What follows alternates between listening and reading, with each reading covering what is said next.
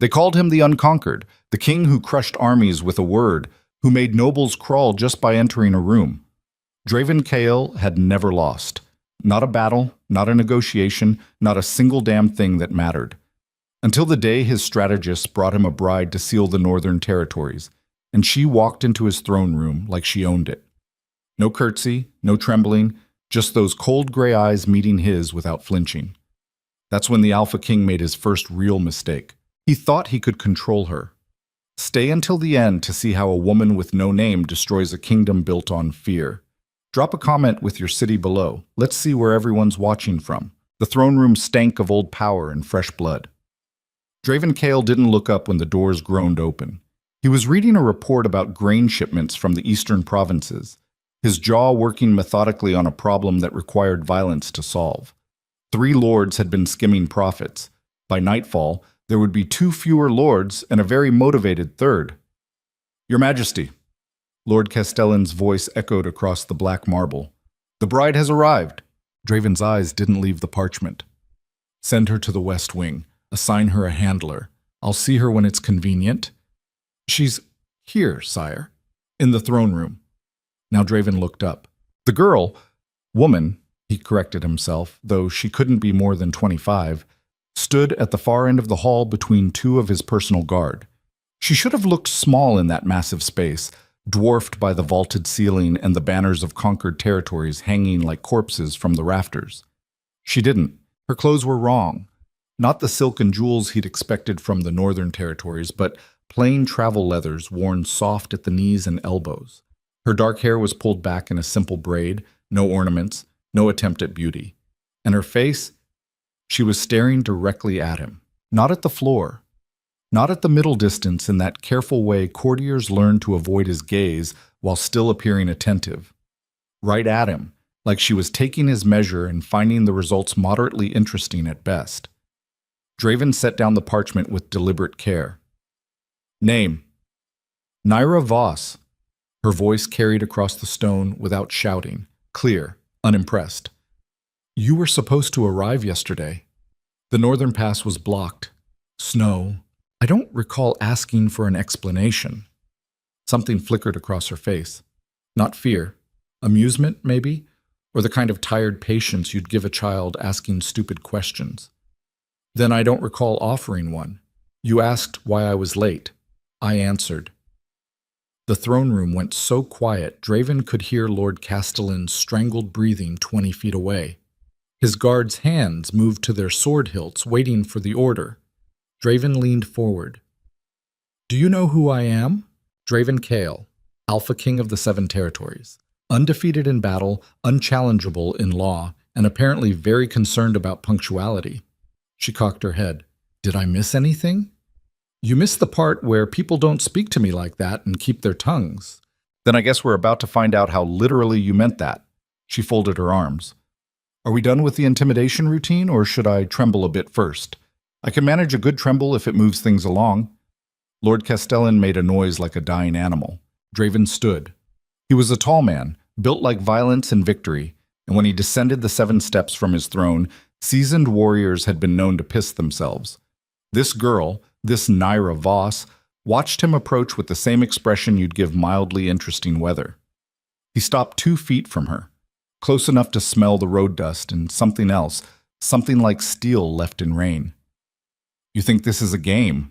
I think this is a political arrangement I didn't ask for, married to a man I've never met, in a palace that probably has more rules than it does actual people. She met his eyes. And I think you're trying very hard to scare me because that's what works on everyone else. How am I doing so far? His hand was around her throat before he decided to move. Not choking. Not yet. Just enough pressure to feel her pulse jackrabbiting against his palm, to remind her that he could end this conversation with a single flex of his fingers. Her guards hadn't even twitched. They knew better. Nyra didn't struggle. She just looked at him with those 2 calm gray eyes and waited. You understand nothing, Draven said softly, about this place, about what I am, about what happens to people who think defiance makes them interesting. You're right. Her voice was steady despite the hand on her throat. I don't understand why a king who supposedly has everything would need to prove it by choking a woman half his size in front of his entire court. That does seem like something I'm missing. He should have tightened his grip, should have made an example that would echo through every corner of this palace until the stones themselves learned fear. Instead, he found himself studying her face, looking for the crack, the moment when survival instinct would override whatever suicidal pride kept her spine straight. It didn't come. Draven released her and stepped back. Take her to the bridal wing. No visitors, no correspondence. Someone teach her how to curtsy before I see her again. Will that be soon? Nira rubbed her throat absently. Or do you need more time to think of better threats? Because that one was pretty standard. I've heard worse from mercenaries with half your vocabulary. Get her out of my sight. The guards moved in, but she was already turning, heading for the doors like she'd made the decision herself. At the threshold, she paused and looked back over her shoulder. For what it's worth, she said, I didn't want this either, but I'm here now, and I don't scare easy. So we can keep playing this game where you threaten, and I don't flinch, or we can skip to whatever comes next. Your choice, Your Majesty. Then she was gone, and Draven was alone with his court and the rapidly spreading realization that he'd just made a catastrophic miscalculation. Lord Castellan approached carefully, like someone navigating a minefield. Sire, the Northern Territories sent her specifically. Lord Thane's recommendation. She's supposed to be a spy. Draven's voice was flat. Or an assassin. Or both? My sources say she's neither. She's nobody. Thane found her working in one of his border outposts. No family. No history. He thought he'd insult me by sending a commoner instead of one of his precious daughters. Draven returned to his throne, every movement controlled fury. And she's supposed to what? Play the humble peasant so grateful for her elevation that she spreads her legs and breathes me an heir without asking questions? I believe that was the general idea, yes. Draven laughed, but there was nothing warm in it. Then Thane is even stupider than I thought. That woman isn't humble, she isn't grateful, and she sure as hell isn't playing. What would you have me do? Watch her. Every hour, every conversation. I want to know what she eats, what she reads, who she talks to. If she's an assassin, she'll slip eventually. And if she's not, he trailed off, remembering those gray eyes, the absolute absence of fear. If she's not, then we have a different problem. The bridal wing was a gilded cage. Naira cataloged the exits first. 2 doors, 1 window with a 20-foot drop to flagstone. Then the security. 2 guards outside, probably more in the corridor beyond. The room itself was obscene, all silk and gold and furniture that cost more than most people earned in a lifetime. A wedding dress hung in the corner like a ghost, white and pristine and utterly alien. She sat on the edge of the bed and let herself shake, not from fear of Draven Kale. She'd meant what she said. She'd faced worse than entitled kings with rage problems. But from the enormity of what she'd just walked into, the tightrope she'd have to walk between defiance and destruction. The door opened. A woman entered, older, severe, dressed in the high-necked gray that marked palace authority. Her eyes took in Naira with the warm enthusiasm of a butcher examining spoiled meat. I am Mistress Caron. I train brides. Congratulations on your career choice. The woman's face didn't flicker. Stand up. Let me see you. Nira stood because it cost nothing and she needed information. Mistress Karen circled her like a predator, making small disapproving noises. You slouch. Your hands are too rough. You smell like horses and road dirt. She stopped in front of Naira. Do you have any accomplishments? Needlework? Music? Languages? I can kill a man in 6 different ways with my bare hands. Speak 4 languages, 3 of them curse words. And I once rode 70 miles in a day with a broken rib. Nira smiled without humor. How's your needlework? The king will discard you within a month. Probably. In the meantime, are you going to teach me to curtsy, or should I just wing it? Something shifted in Karen's expression. Not warmth, but a kind of grim recognition. You think defiance makes you special. It doesn't. The palace is full of women who tried to be interesting. Most of them are dead. The lucky ones are just forgotten. What makes you think I want to be remembered? Everyone who comes here wants something. Power, security, revenge. Karen moved to the window, her back to Naira. The ones who want nothing are the most dangerous. They have nothing to lose. And which one are you? The question hung in the air. When Karan turned back, her face was carved from ice. I am the one who survives by making sure girls like you don't burn down the kingdom before the king gets bored and sends you away. Now, let's begin with the basics. When the king enters a room, you don't care. Karen's jaw tightened. Excuse me? I didn't stutter. I don't care about your rules, your protocols, your careful little dance of who bows to whom. Naira walked to the wedding dress, touched the silk. This whole thing is a farce. Draven Kyle needs the Northern Territories consolidated. I'm the price Thane paid to make that happen. We both know I wasn't chosen for my charm. Then why are you here? The question cut closer than Karen probably intended. Naira's fingers tightened on the silk. Because sometimes you don't get choices. You get directions, and you walk them, and you figure out what matters when you get there. And what matters to you? Staying alive, staying free. In that order. Karen studied her for a long moment. You won't be able to do both. Not here. The king takes everything he touches and shapes it to his will. Your freedom will be the first thing he crushes, and your life will follow shortly after if you keep challenging him. Then I guess I'll have to be more interesting than crushing. You think you're the first to try that? Karen's laugh was bitter. 3 years ago, a duchess from the eastern provinces made the same calculation. Beautiful, educated, clever. She lasted 6 months before the king had her exiled to a monastery for willful disobedience, and she had actual training, actual power. You have nothing. Good. Nothing means no expectations. Nira released the dress. Tell me something, Mistress Karen. Why do you stay? You're clearly not stupid. You see how this place works. Why not leave? Because there's nowhere else to go. The king owns everything. The territories, the roads, the very air we breathe. You can run, but you'll always be running in his shadow. She moved to the door. Your first lesson is at dawn. Try to sleep. Tomorrow will be worse. After she left, Naira stood alone in the golden cage and thought about shadows. Draven didn't sleep that night. He paced his private chambers, drinking wine that tasted like ash and thinking about the girl with no fear. His advisors had compiled a dossier, thin, barely 2 pages.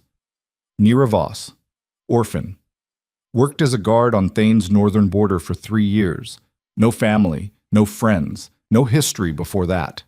Which meant everything before 3 years ago was a lie. People didn't appear from nowhere. They ran from something, or they were hidden, or they were erased.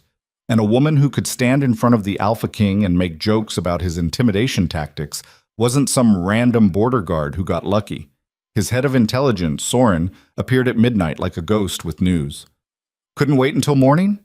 Draven didn't look up from the dossier. You wanted information on Voss. I found something. Soren dropped a second file on the desk.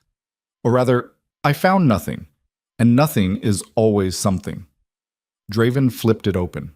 More emptiness. No records before her appearance in the north, no birth certificate, no family tree, just a void where a person should be.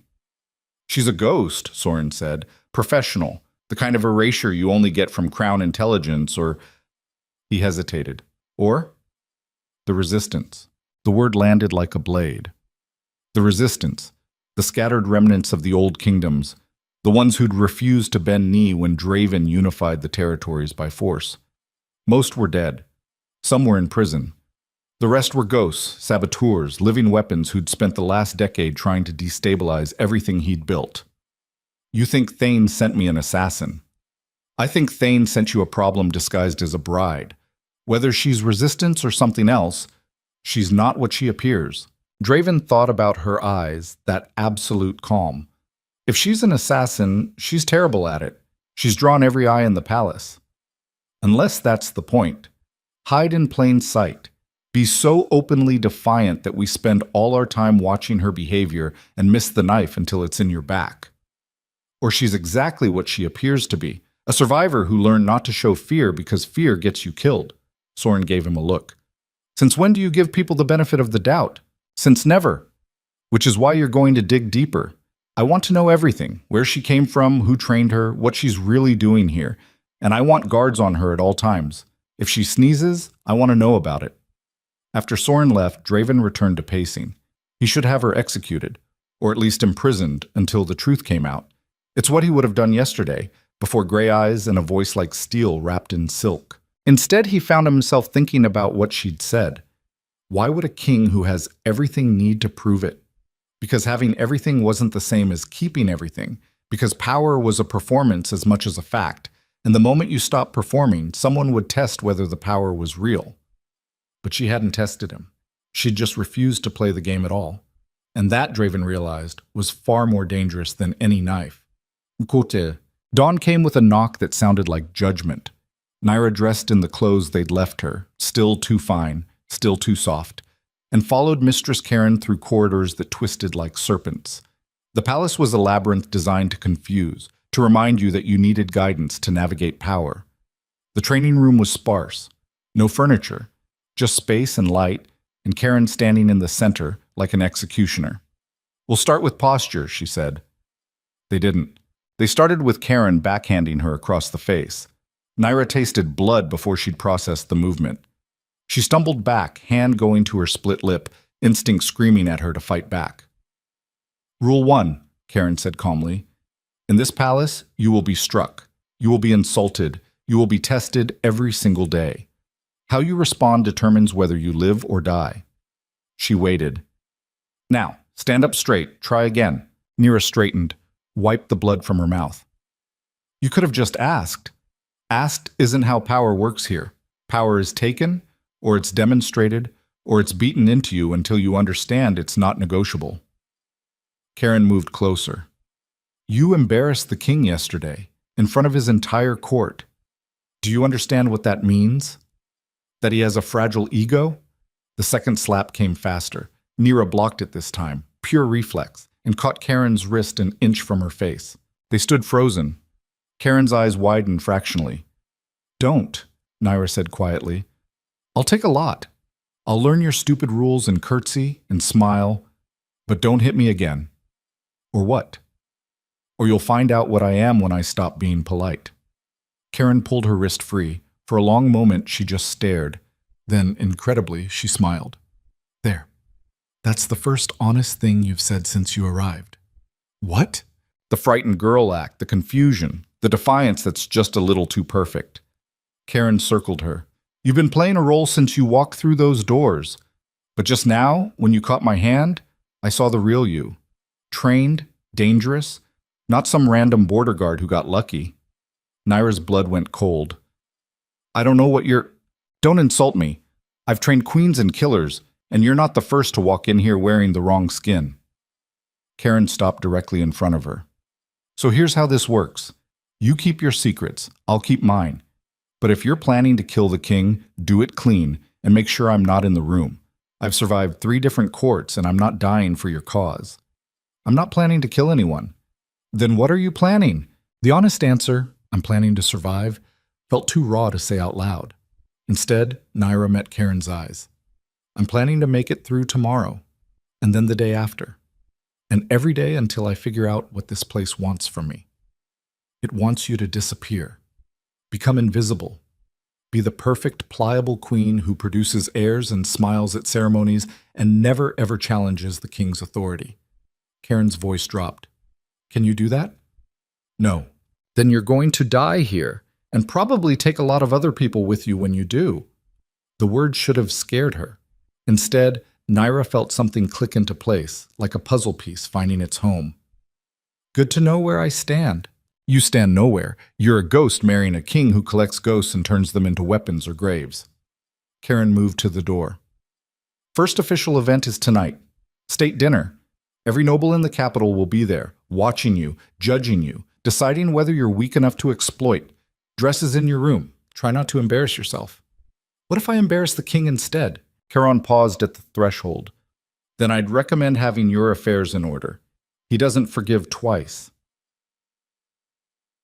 The dress was a weapon disguised as fashion. Naira stared at it hanging in her room, deep crimson, cut to display and constrict in equal measure, designed to make her look beautiful and helpless, a prize to be admired rather than a person to be reckoned with. She put it on because the fight wasn't about clothes. The girl who'd helped her dress, silent, terrified, couldn't have been more than 16, laced the back so tight Nira could barely breathe. When she tried to loosen it, the girl's hands shook. "It has to be this way," she whispered. "His Majesty preferences aren't requirements. In this palace, they are." Nira looked at the girl's face, the kind of pretty that power devoured without thinking, and saw herself 5 years ago, before the northern border, before she'd learned that survival meant choosing which battles to fight. "What's your name?" "Lyra, miss." "Not miss. Nira. And Lyra, I need you to understand something." She turned to face the girl. "I'm about to walk into a room full of people who want me to fail. Most of them will try to be subtle about it. Some won't. And I'm going to fail some of their tests. But not because I don't know the rules. Because I'm choosing which rules matter." "You're going to get hurt," Lyra said softly. "Probably. But I'm going to get hurt being myself, not pretending to be someone safe enough to ignore." Nira touched the girl's shoulder. "You don't have to be brave. But don't let them convince you that fear is the same as wisdom." Lyra's eyes filled with tears she didn't let fall. "I'll try." The state dining hall was designed to make you feel small. Vaulted ceilings that disappeared into shadow. A table long enough to seat 50. Candles that cost more than houses. And at the head of it all, Draven Kyle, dressed in black and silver like a knife forged for midnight. He didn't look at Nira when she entered. Everyone else did. Whispers followed her to the seat beside the king. Too close, too intimate, too obvious. She could feel their eyes taking inventory, the dress, the posture, the way she held her wine glass like she might use it as a weapon. "You're late," Draven said without looking at her. "You didn't specify a time. When the king summons, you arrive early. When someone summons me without basic information, I arrive when it's convenient." She sipped the wine. "This is excellent, by the way." "What vintage?" His jaw tightened. "You're trying to provoke me." "I'm trying to drink wine and survive dinner. If that provokes you, the problem isn't me." A woman 3 seats down laughed, quickly smothered, but there. Lady Corvina, according to the seating chart Lyra had shown her. Duchess of something, survivor of something else. Draven finally looked at her. "You understand that every person in this room is evaluating you, deciding whether you're valuable, dangerous, or disposable. And which one are you hoping I'll be? I'm hoping you'll be smart enough to keep your mouth shut and let them draw their own conclusions." Too late. I opened my mouth, and now everyone knows I have opinions. Shocking development for a woman, I know. His hand slammed the table. Not loud, just enough force to rattle silverware and silence conversation. "You are here as a courtesy to the Northern Territories. Do not mistake that courtesy for permission to mock me in front of my court." Nira set down her wine glass with exaggerated care. "I'm not mocking you, Your Majesty. I'm simply existing in a way you find inconvenient. If my presence offends you, feel free to send me back north. I'm sure Lord Thane would be happy to negotiate a different arrangement. Thane sent you because he knew it would irritate me. Or because I was the only person desperate enough to accept." She leaned closer, voice dropping. "You want honesty? Here it is. I don't want to be here. I don't want this marriage. I don't want any of this. But I'm here, and I'll play the part well enough to satisfy the politics. Just don't expect me to pretend I'm grateful for the privilege." Draven's eyes were black ice. "You have no idea what you're risking." "You're right, I don't. But I do know that men who threaten when they should negotiate are usually scared of something. What scares you, Draven Kale? That I won't break? Or that I already am broken, and there's nothing left for you to shape?" The question hung between them like a blade. Then Draven stood, and the entire hall fell silent. "Tomorrow," he said, voice carrying to every corner, "my bride and I will tour the capital. Let the people see what the North has sent us." His smile was all teeth. "Let's hope she's more impressive in daylight." He left without another word, and Nira sat alone at the head of the table with 40 pairs of eyes weighing her like meat. Lady Corvina was the first to move. She glided down the table, took Draven's abandoned seat, and poured herself wine from his glass. "That was either very brave or very stupid," she said. "Probably both." "Good. Brave and stupid are the only interesting kinds of people." Corvina was older, maybe 40, with the kind of face that had seen empires rise and hadn't been impressed. Tell me, Naira Voss, what's your game? Survival. Everyone's game is survival. What's your method? Not dying. Corvina laughed, genuine this time. I like you. You're either exactly what you appear to be, or you're the best liar I've met in 20 years. Either way, you've just painted a target on your back. There was already a target. I'm just making sure people aim for the right reasons. And what are the right reasons? Nira looked at the woman. Really looked. Saw intelligence, calculation, and something else. Curiosity, maybe. Or recognition. You tell me. You're the one who survived here. What's the secret? There is no secret, just decisions. Corvina leaned back. You decide every day whether to bend or break. The ones who bend too much lose themselves. The ones who break too hard lose their lives. The trick is knowing which fights matter. And tonight, did this fight matter? That depends. Are you trying to survive the week or the year? Both, ideally. Then tonight was a mistake. You made the king look weak in front of his court. He'll retaliate, because that's what power does when it's challenged. She stood, smoothing her dress.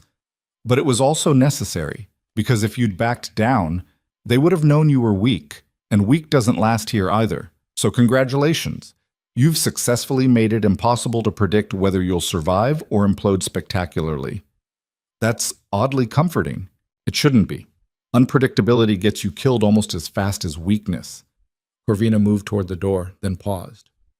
One more thing. The king's tour tomorrow? It's not for the people. It's for you. He's going to show you exactly how much power he has, how little you matter, and what happens to people who forget their place. Try to look appropriately intimidated. What if I can't fake it? Then I hope you're good at running. Naira didn't sleep. She stood at her window and watched the capital spread below like a living map. Lights. Movement. Life happening in the shadow of the palace, indifferent to the games played in golden halls.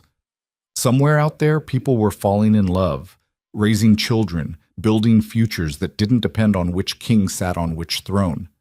And here she was, trapped in a cage of politics and power, betting her life on the gamble that defiance might be worth more than compliance. The door opened without knocking. Draven stood in the doorway, still dressed, still furious. Get out, Nira said without turning. This is my palace. I go where I please. Then please yourself by leaving. He crossed the room in 4 strides and spun her to face him. His hand gripped her arm, not gentle, not brutal, just firm enough to make a point. Do you have a death wish? His voice was low, dangerous. Or are you just too stupid to understand what you're doing? I understand perfectly. You're angry because I won't perform the way you expected. And instead of asking yourself why your expectations might be wrong, you're here trying to scare me into compliance. I don't need to scare you. I own you. The moment you accepted this arrangement, you became property of the crown. People aren't property. Tell that to every person in this kingdom. They're all property. The only difference is whether they know it. He released her arm. You think you're special because you don't fear me. You're not. You're just too inexperienced to understand what fear looks like when it's wearing your face. Nira's laugh was sharp. You want to know what I'm afraid of? Becoming like you. So obsessed with control that you can't tell the difference between power and paranoia. So alone that threatening a woman in her bedroom counts as meaningful interaction. The slap she expected didn't come. Instead, Draven went very still, and somehow that was worse. Tomorrow, he said quietly, you will smile. You will wave. You will play the grateful bride who understands how fortunate she is. And if you make me look like a fool again, I will send you somewhere so remote you'll forget what sunlight feels like. Are we clear? Crystal.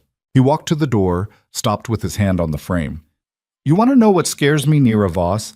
Nothing about you scares me. You're a puzzle I'll solve, a problem I'll fix, and then you'll be exactly like everyone else. Useful or gone. After he left, Nira stood in the silence and thought about tomorrow. About tours and crowds and the performance of power. About how a king who claimed to fear nothing had just spent 10 minutes trying to convince her of that fact. And about what it meant that she still wasn't afraid. Dawn broke like a threat. Nira dressed in the clothes they'd left, white and gold, virginal and expensive, and tried not to think about what came next. The palace was already alive with preparation, servants rushing through halls, guards taking positions. Lyra appeared with breakfast Naira couldn't eat. "The carriage leaves in an hour," the girl said softly. "Mistress Karen wants to see you first. Something about proper behavior." Of course she did. Karen was waiting in the same training room, but this time she wasn't alone. 3 other women stood with her, each one precisely calibrated to represent a different kind of power. Young, old, beautiful, severe. A gallery of what survival looked like. "These are former brides," Karen said without preamble. "They've agreed to share their wisdom. I suggest you listen." The youngest spoke first. "Don't look the crowd in the eye. They'll interpret it as either arrogance or invitation, and both get you hurt." The oldest, "Never show fear.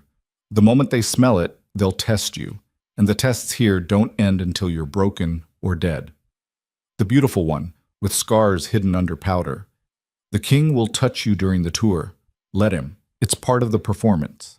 And finally, the severe woman, with eyes like winter. "He's going to try to break you today.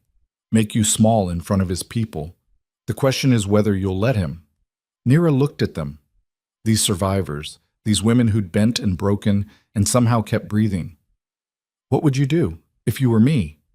Silence. Then the severe one smiled. "I'd burn the whole thing down and walk through the ashes. But I'm not you, and I didn't have the spine for it when I had the chance. So I'll say this instead. Whatever you decide, decide it for yourself. Not because you're brave, not because you're scared, because it's what you can live with when this is over." Karen dismissed them with a gesture. When they were alone, she moved to the window. "You remind me of someone," she said. "A girl who came here 12 years ago. Beautiful, smart, too clever for her own good. She lasted 3 months before the king had her executed for treason. What did she do?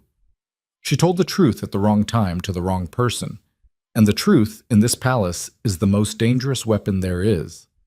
Naira joined her at the window. Below, the capital was waking, oblivious to the theater about to unfold. "Then I guess I better make sure I'm lying." Karen's laugh was hollow. "The sad thing is, I can't tell if you are." The carriage was a cage made of gold and glass. Draven was already inside when Naira entered, dressed in ceremonial armor that made him look like war personified. He didn't acknowledge her, just stared straight ahead as the carriage lurched into motion. They rode in silence through the palace gates, into streets lined with people who'd been ordered to cheer. The noise was deafening, enthusiastic in the way that mandatory enthusiasm always is, too perfect, too synchronized, too aware that failure to perform had consequences. "Wave," Draven said without looking at her. Naira waved. "Smile." She smiled. "See how easy it is when you follow instructions? Is that what this is? Instructions? I thought it was a performance." His jaw tightened. "Everything is a performance. The question is whether you're performing loyalty or rebellion." "I'm performing survival." The carriage turned into the main square, where a platform had been erected. Draven exited first, and the crowd's roar intensified. He raised one hand, and silence fell like a hammer. Nira stepped down after him, and she felt it immediately. The weight of thousands of eyes, measuring, judging, deciding whether she was worthy of their king. Draven took her hand. Not gently, like claiming property. "My people," he said, voice carrying across the square. "I present to you my bride, a gift from the Northern Territories, a symbol of our unity and strength." Naira's skin crawled. The speech continued, words about power and prosperity and the bright future they would build together. All lies. Beautiful, necessary lies that kept the machine running. Then Draven turned to her. "Tell them how honored you are." It was a test. A trap. Every woman on that platform would have lowered her eyes and delivered a sweet, grateful speech about being blessed to serve such a magnificent king. Naira looked at the crowd instead, really looked, past the mandatory enthusiasm to the faces beneath, tired, hungry, afraid. People who worked themselves to death to pay taxes that funded golden carriages and political marriages they had no stake in. "I'm not honored," she said. The square went silent. Draven's hand tightened on hers, crushing, a warning. Naira continued anyway. "I'm terrified. I'm confused. I don't understand half the rules I'm supposed to follow. and I'm pretty sure I've broken the other half without realizing it. I'm a stranger in a strange place, and honestly, I have no idea what I'm doing." Someone in the crowd laughed, quickly, stifled. But, Naira said, "I'm here, and I'm trying, and maybe that's all any of us can do. Show up, try our best, and hope we don't burn everything down by accident." The silence stretched. Then, incredibly, applause. Not the orchestrated kind. Real, scattered, uncertain, but growing. Draven released her hand and leaned close, his breath hot against her ear. "You just made the worst mistake of your life. Add it to the list." They returned to the carriage in silence, and Naira knew, whatever came next, there was no going back from this moment. The tour continued for hours. More speeches, more smiles, more performances of power and unity.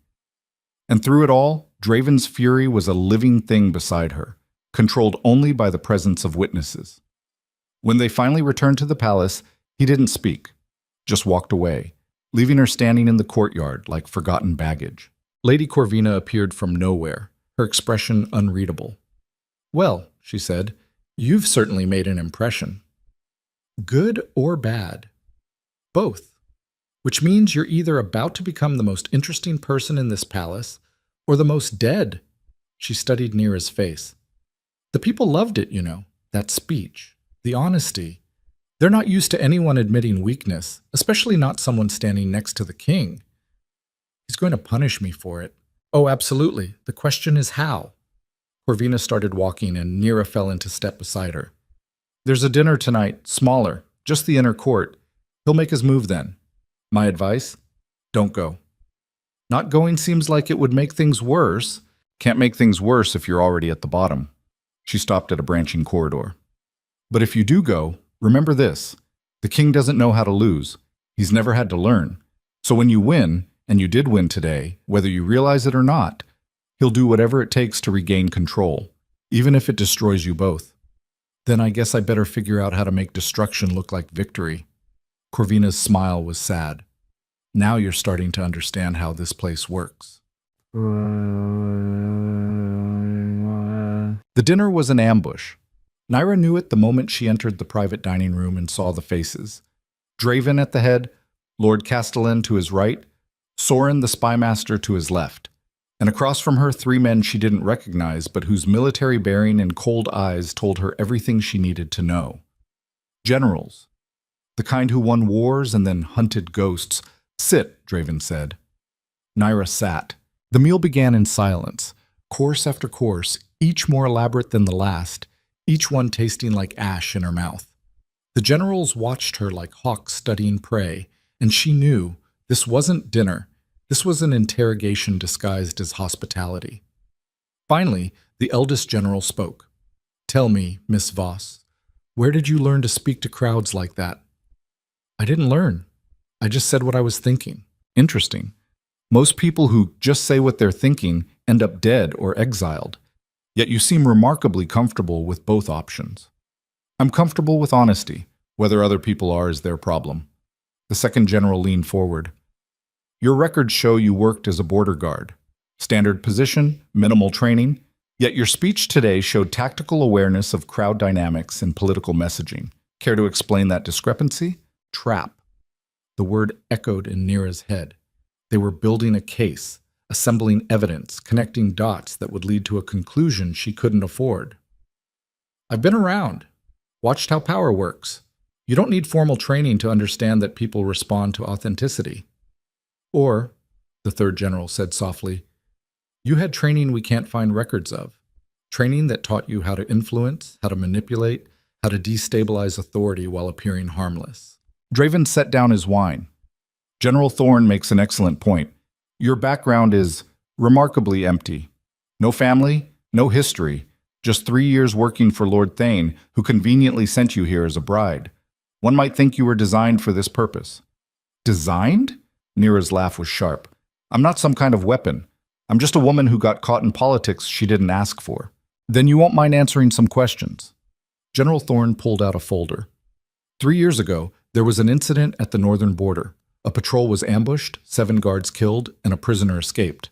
The prisoner was never found, but witnesses described a woman matching your description. Naira's blood went cold. I wasn't. Coincidentally, that's exactly when you appeared in Thane's service. No background check, no verification, just a convenient story about being a refugee from the border skirmishes. He smiled without warmth. You see my concern. I see paranoia disguised as diligence. Careful, Draven's voice cut through the room. These men are tasked with protecting the kingdom. If they suspect you're a threat, I'm inclined to trust their judgment. Even if their judgment is based on coincidence and speculation, even then. Because in my experience, coincidences don't exist, just patterns we haven't recognized yet. The trap was closing. Naira could feel it, the walls moving in, options disappearing. She could deny everything, but denial looked like guilt when they already wanted her guilty. She could confess to being at the border, but that opened question she couldn't answer without revealing things that would get her killed. So she did the only thing she could think of. She told a truth that sounded like a lie. You want to know who I am? I'm nobody. I'm the kind of person who falls through the cracks of your perfect system and learns to survive on the edges. I've stolen. I've lied. I've done things I'm not proud of because the alternative was death or worse. And yeah, maybe I was at that border 3 years ago. Maybe I saw things I shouldn't have and ran instead of reporting them like a good citizen. But that doesn't make me a spy. It makes me human. Silence. Then General Thorne laughed. An admission of criminal activity. How refreshing. Not an admission. Just acknowledgement that your perfect kingdom isn't perfect for everyone. Some of us have to scramble for scraps while people like you decide who deserves to exist. Draven stood. The room tensed like a drawn bowstring. Leave us. The generals exchanged looks but obeyed. When the door closed, Naira and Draven were alone with the weight of everything unsaid. You're hiding something, he said quietly. Everyone's hiding something. The question is whether it matters. It matters if it threatens my kingdom. Your kingdom. Naira stood too, facing him across the table. Not our kingdom. Not the people's kingdom. Yours. That's what this is really about, isn't it? Not security. Not truth.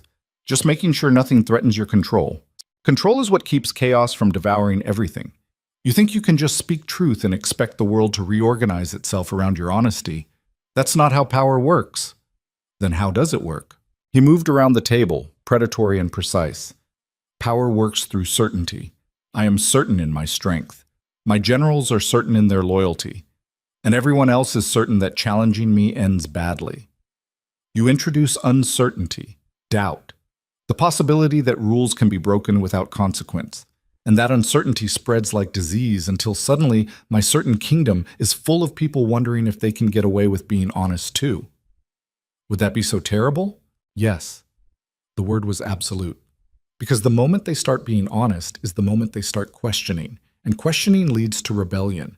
And rebellion leads to war. I've spent 15 years building a peace that's held by fear and strength. I won't let one woman with a death wish tear it down. Then kill me. Naira spread her arms. Right here, right now, solve your problem the way you solve every problem, with violence and certainty. His hand was on her throat before she could blink. Not choking, just there, a reminder of how easy it would be. But his eyes, there was something besides fury in them, something that looked like recognition or maybe confusion. Why aren't you afraid? The question was barely a whisper. Because fear doesn't change anything. You'll either kill me or you won't. My terror doesn't factor into that equation. Everyone can be broken. It's just a matter of finding the right leverage. Then I guess you better start looking. He released her and stepped back, and for the first time since she'd arrived, Naira saw something that might have been doubt cross his face. Tomorrow, he said, you'll meet with my advisors. They'll ask more questions, give better answers, or I won't be able to protect you from what comes next. I don't need your protection. You have it anyway. Because despite everything, despite the suspicion and the speeches and the God's damn defiance, he trailed off, jaw working. You're the first interesting thing to happen in this palace in years, and I'm not ready to let that go yet. Then he left, and Naira stood alone in a room that smelled like wine and warfare, wondering if she'd just won something or lost everything. That night, Lyra came to help her undress. The girl's hands shook worse than usual, and when Naira caught her wrist, she found it marked with fresh bruises. Who did this? It doesn't matter. It matters. Tell me. Lyra's eyes filled with tears. They're saying you're dangerous, that you're going to get people killed. And they're right, because now everyone's watching, and anyone who helps you becomes a target too. Then stop helping me. I can't. You're the only person who's treated me like a human being since I came here. The tears spilled over. But they're right. You are dangerous. Not because you want to hurt anyone, but because you make people think they can be brave. And brave gets you killed in this place. Nira pulled the girl into a hug, felt her shake with silent sobs. I'm sorry. I didn't mean to put you at risk. I know, but that doesn't make it better. Lyra pulled away, wiping her eyes. Please. Tomorrow, when they question you, just give them what they want. Lie if you have to. Pretend if you must. Just survive long enough for this to blow over. And if it doesn't blow over, then at least you'll have tried. After Lyra left, Nira sat in the darkness and thought about bravery, about the cost of honesty in a kingdom built on lies, about how many people she'd put at risk just by refusing to play a game whose rules were written in other people's blood. The knock at her door came just before midnight. Nira opened it to find Lady Corvina, dressed for travel, a hooded cloak hiding most of her face. We need to talk, she said. Somewhere they're not listening. They walked through passages Nira didn't know existed, down into depths where the palace stopped pretending to be beautiful and became what it really was, a fortress built on bones and bad decisions. Finally, in a room that smelled like dust and secrets, Corvina turned to face her. You have to leave. Tonight. I can get you out through the old tunnels. By dawn, you'll be miles away, and by the time they realize you're gone, you'll be someone else somewhere else. Why are you helping me? Because I've watched too many bright, brave people get snuffed out by this place, and because you remind me of what I used to be before I learned that survival meant becoming invisible. She pulled back her hood, and in the dim light, Nira saw the scars that powder usually hid. I tried to change things once, spoke truth to power. It cost me everything but my life. Don't make my mistake. What if running is the mistake? Then you'll die knowing you tried, but at least you'll die free. Nira thought about Lyra's bruises, about the generals circling like sharks, about Draven's hand on her throat, and the certainty that tomorrow would bring worse. But she also thought about the faces in the crowd, the scattered applause, the brief moment when honesty had felt like victory. I can't, she said finally. Why not? Because I'm tired of running. Because every time I've run from something, I've just found new things to run from. And because... She hesitated. Because something's happening here. Something bigger than me surviving or dying, and I want to see what it is. Corvina's face was carved from disappointment. Then you're a fool. Probably, but I'm a fool who's staying. Then at least let me give you this. She pulled out a small knife, the blade dark and wicked. It's untraceable. No markings. If you need to defend yourself, use it and get rid of it immediately. And if they corner you, if there's no way out... She pressed the knife into Nira's hand. Make sure they remember you were here. After Corvina left, Nira stood alone in the secret room and felt the weight of the knife in her palm. Not a weapon. A promise that she wouldn't go quietly into whatever darkness this place had planned. And as she made her way back through the hidden passages to her golden cage, Nira made a decision. Tomorrow, when the advisors came with their questions and their traps, she wouldn't give them the answers they wanted. She'd give them the truth. Not the safe truth. Not the calculated truth. But the real, messy, dangerous truth about who she was and why she was here. Because if she was going to burn, she might as well burn bright enough to light the way for whoever came after. The thought should have terrified her. Instead, it felt like freedom. Dawn came too fast. Nira dressed in the simplest clothes she had. No performance, no pretense. And waited for the summons. It came with the sunrise. Guards at her door, no explanation, just the cold efficiency of power in motion. They led her to a room she hadn't seen before. Small, windowless, a table and 2 chairs. The kind of room where confessions happened whether you wanted to confess or not. Soren was waiting. The spymaster smiled like someone who'd already won a game Nira didn't know she was playing. Sit. Nira sat. I'm going to ask you questions. You're going to answer truthfully. And when we're done, we'll both know exactly what you are. He opened a folder. Let's start simple. What were you doing 3 years ago on the night of the border ambush? And there it was. The moment she'd been running from since she walked through the palace gates. Nira looked at Soren's face. Intelligent, merciless, certain of her guilt, and made her choice. I was there, she said. I was the prisoner who escaped. The room went very still. Soren's smile widened. Finally, truth, tell me more. I was part of a resistance cell. We were trying to sabotage supply lines to your troops in the north. We got caught. My team died buying me time to run. I ran, and I've been running ever since. Until 3 years ago, when you stopped running and started working for Lord Thane. Thane didn't know who I was. Nobody did. I erased myself, became someone else, thought I could just fade into nothing, be safe. But then Thane sent you here. Because he's an idiot who thought a commoner bride would insult the king enough to create leverage. Nira laughed bitterly. He had no idea he was sending a ghost into the center of power. I didn't plan this. I didn't want this. I'm just trying to survive the consequences of other people's games. Soren leaned back, studying her. You realize what you've just confessed to. Treason, rebellion, sedition, take your pick. And you expect me to believe you've just given up? That you're not here to finish what your cell started? I expect you to believe I'm tired, that I've lost everyone I ever cared about, that I just want to live long enough to figure out what living actually means. She met his eyes. But if you need me to be a threat to justify whatever you're about to do, then fine. I'm a threat. Execute me and be done with it. The door opened.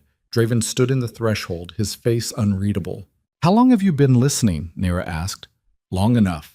He looked at Soren. Leave us. Sire, she just confessed to... I know what she confessed to. Leave us. After Soren left, Draven closed the door and leaned against it, blocking her exit. So, he said quietly, the resistance. Former resistance. Everyone I knew is dead. And you thought you could just hide here, in my palace, under my protection. I thought I could become nobody. Turns out nobody isn't an option when you're married to the king. He laughed, harsh, without humor. You have any idea what this means? What I'm supposed to do now? Execute me, publicly. Make an example. Show everyone what happens to traitors. Nira stood. It's what any smart king would do. I'm not asking what a smart king would do. I'm asking what you expect me to do. I expect you to do what serves your power. That's all you've ever done. Draven crossed the room in 2 strides and grabbed her shoulders. You keep saying that, like I'm some kind of monster who only cares about control. But you're wrong. I care about stability, about making sure this kingdom doesn't tear itself apart the way the old kingdoms did. And that means sometimes making hard decisions about people who threaten that stability. Then make your decision. His grip tightened. I can't. Why not? Because... He released her suddenly, turned away.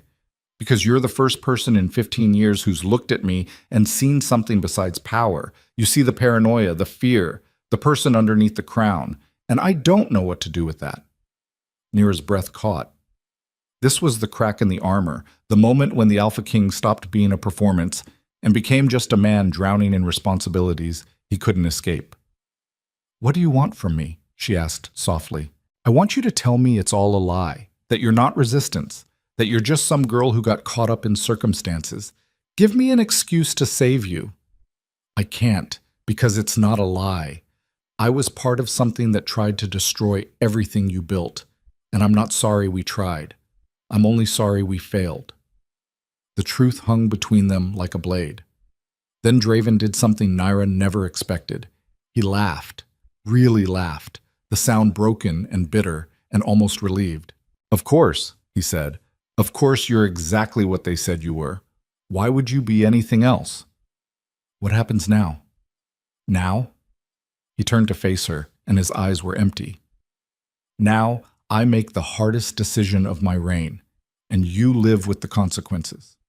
He opened the door and called for guards. When they entered, Nira knew this was it. The moment when bravery turned to ash and honesty earned its final reward. Take her to the North Tower, Draven said. No visitors, no communication. Lock her in until I decide what truth is worth. As they led her away, Nira looked back once. Draven stood alone in that small, windowless room, And for just a moment, he looked like exactly what he was, a king who'd spent so long building walls to keep chaos out that he'd forgotten how to let anything real in, and she'd just proven why those walls existed. The North Tower was cold, not metaphorically, actually cold, the kind of deep chill that sank into bones and stayed there. The room they locked her in had a window, narrow, barred, that looked out over the capital spreading below like a map of everything she'd never have. Naira sat on the stone floor and waited. For execution, for exile, for whatever truth was worth in a kingdom built on fear. But what came instead was something she never expected. A knock on the door, hesitant and small. "Miss Voss?" Lyra's voice muffled through thick wood. "I brought you food. They said I could leave it, but what? But I needed to tell you something first." Nira pressed against the door. "Lyra, you shouldn't be here. If they catch you, well, they're already watching me. I'm already at risk." A pause. "But I needed you to know. The speech you gave in the square, people are talking about it, not just in the palace, in the city, in taverns and markets and places where power doesn't usually reach. They're saying you were brave, that you told the truth when everyone else just performs. Brave gets you killed. Maybe, but it also gets remembered, and sometimes being remembered matters more than surviving." The words hit harder than they should have, because Lyra was right. Naira had spent 3 years trying to be nobody, to fade into the background, to survive by being invisible. And in one day of being herself, she'd created ripples that might outlive her. "Thank you," Nira said through the door, "for telling me, for everything. What's going to happen to you?" "I don't know, but whatever it is, don't follow my example. Be smart, be safe, survive." "What if I don't want to just survive?" "Then wait. Wait until you're strong enough that bravery isn't suicide. And when that day comes, be braver than I ever could." Footsteps. Lyra running before someone caught her there. And Naira, alone in the cold, realizing that the story didn't end with her. It never had. 3 days passed. No trial, no execution. No word from anyone except guards who brought food and wouldn't meet her eyes. On the 4th day, Lady Corvina appeared. She dismissed the guards with the kind of authority that suggested she still had leverage Naira didn't understand, then sat on the floor across from her. "You're still alive," she said. Disappointingly, yes. "The king can't decide what to do with you. Half his advisors want you executed. The other half want you interrogated until they know every detail of resistance operations." She smiled grimly. "And Draven himself has locked himself in his chambers and refused to see anyone. You've broken something in him." "Good. Maybe being broken will make him better. Or it will make him worse. Kings who question themselves become tyrants who crush questions before they form." "Then what do I do?" "Nothing. You've already done it. Now you wait to see what kind of king he becomes because of you." Corvina stood to leave, then paused. "For what it's worth, I think you were right. To tell the truth. To refuse to bend. This palace has been full of people who bend for so long, we've forgotten what it looks like when someone stands straight. A lot of good it's doing me. It's doing more than you know. Change doesn't happen in moments. It happens in the slow accumulation of small rebellions until suddenly the whole structure shifts." She touched the door. "Just don't die before you see it." After she left, Nira thought about structures and shifts and what kind of kingdom might rise from ashes if someone was brave enough to light the match. On the 7th day, Draven came. He looked terrible, exhausted, haunted, like someone who'd spent a week wrestling with demons and come out with no clear winner. He sat on the floor across from her and didn't speak for a long time. Finally, "I should have you executed." "So I've heard. Every rational calculation says you're too dangerous to keep alive. That the moment I show mercy, it becomes weakness. That letting a former resistance member live in my palace sends a message that treason can be survived." "All true, but I can't." He looked at her, really looked, and his eyes were raw. "I can't kill you, and I don't know if that makes me weak or finally strong enough to choose something besides fear." "What changed?" "I spent 7 days thinking about what this kingdom is for, and I realized I've spent 15 years building something that keeps people alive but doesn't let them live. Order without joy. Peace without hope. And you, You walked in here and reminded me that survival isn't enough, that people need something to believe in besides the certainty that challenging power gets them killed. Nira's throat tightened. You're not setting me free. I can't. Not yet. Too many people know what you are, but I'm not executing you either. He stood, offered his hand. I'm giving you a choice. What choice? Stay. Not as a prisoner, as exactly what you were supposed to be. My bride, my partner, my queen. Help me figure out how to build a kingdom that's more than fear holding back chaos. Or leave. Tonight, through the tunnels, disappear into whatever life you can make for yourself. I won't chase you. I won't send armies. You'll just be gone. And if I stay, then we figure out together what truth is worth in a kingdom that's been built on lies. And when the rebellion comes, because it will come, your confession ensured that, we face it as partners instead of king and prisoner. Why would you trust me? Because you're the only person who's told me the truth when it mattered, even when the truth could get you killed. He kept his hand extended. So what's it going to be? Freedom and safety, or staying in the fire with a king who doesn't know if he's building something better or burning everything down? Nira looked at his hand, thought about running, about safety, about disappearing into some quiet life where she could just exist without the weight of kingdoms on her shoulders. But she also thought about Lyra's words, about being remembered, about the people in the square who'd applauded honesty, about what kind of kingdom might rise if someone was brave enough or stupid enough to try building it from the inside. She took his hand. I'll stay, but not because I trust you, because I want to see if you mean what you say. Draven pulled her to her feet. That's more than fair. And Draven, if this goes wrong, if you decide power matters more than promises, I'll do whatever it takes to bring you down, even if it costs me everything. His smile was tired and honest, and maybe a little hopeful. I'd expect nothing less.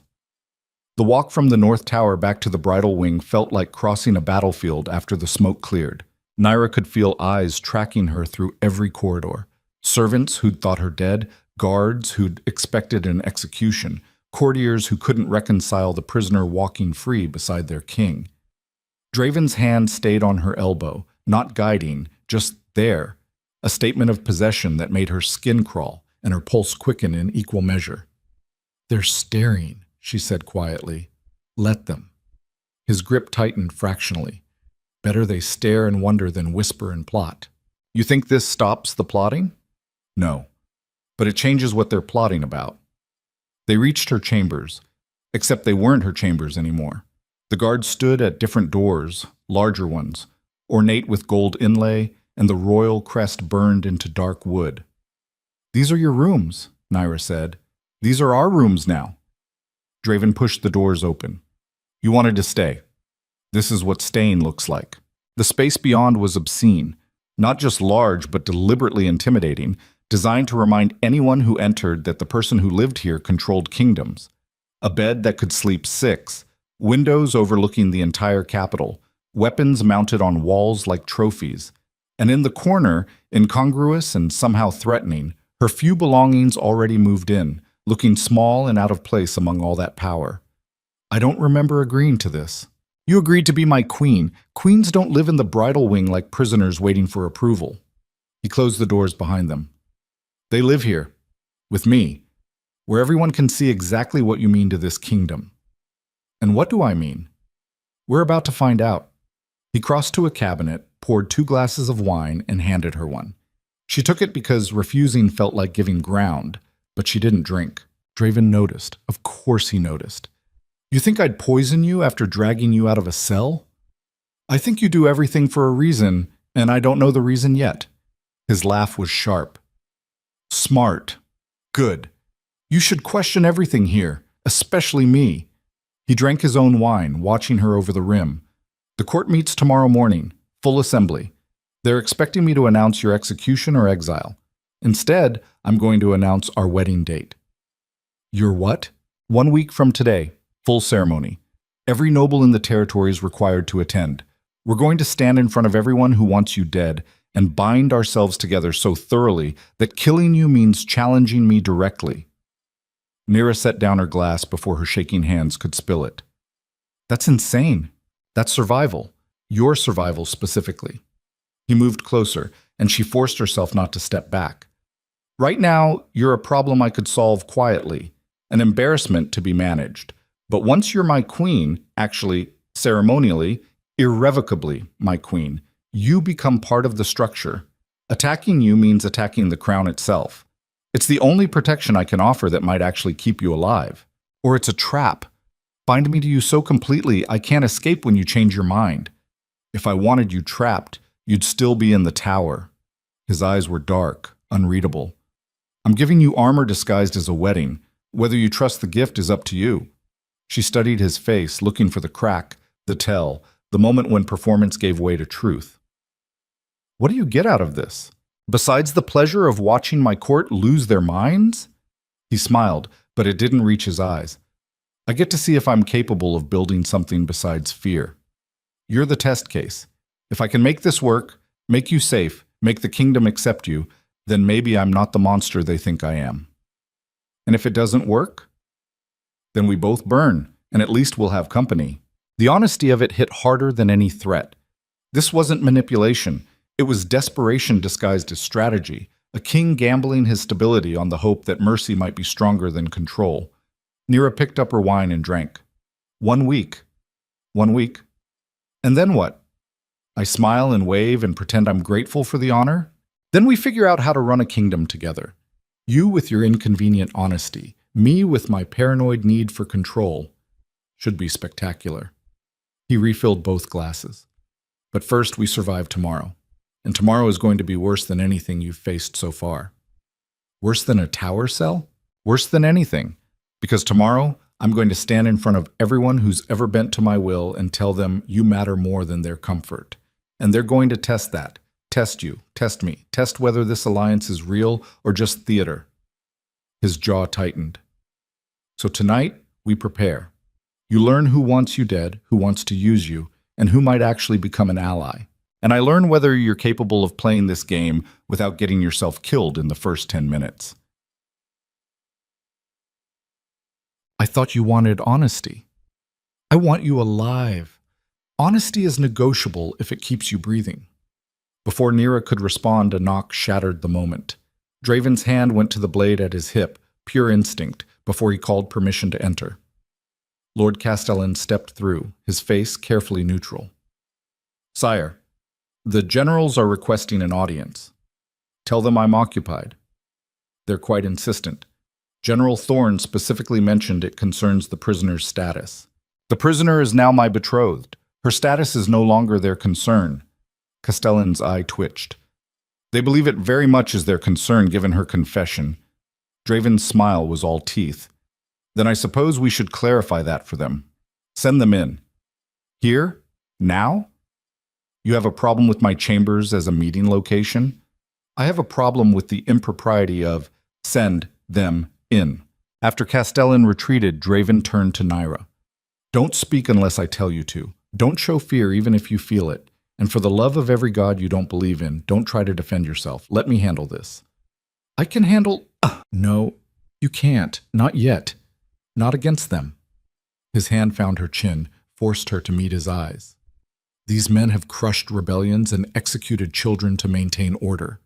They don't care about your reasons or your humanity. They care about threats. So you're going to stand there and let them see you're under my protection, and you're going to trust that I'm better at this game than you are. The door opened before she could argue. 3 generals entered like war personified. Thorne in front, the other 2 flanking, a formation designed to intimidate. They stopped 3 feet from Draven and didn't spare Nira a glance. Your Majesty, Thorne's voice could have frozen rivers. We need to discuss the resistance operative currently residing in your personal chambers. You mean my bride? I mean the woman who confessed to treason 3 days ago.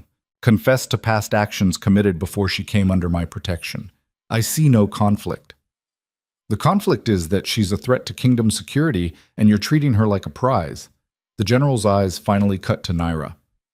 Unless her value extends beyond politics. Draven moved so fast Nira barely saw it. One moment he was beside her, the next he had Thorne by the throat, slammed against the wall hard enough to crack plaster. Finish that thought, Draven said softly. Please. I'd love to hear what you're implying about your king's judgment. Thorn didn't struggle, but his eyes blazed.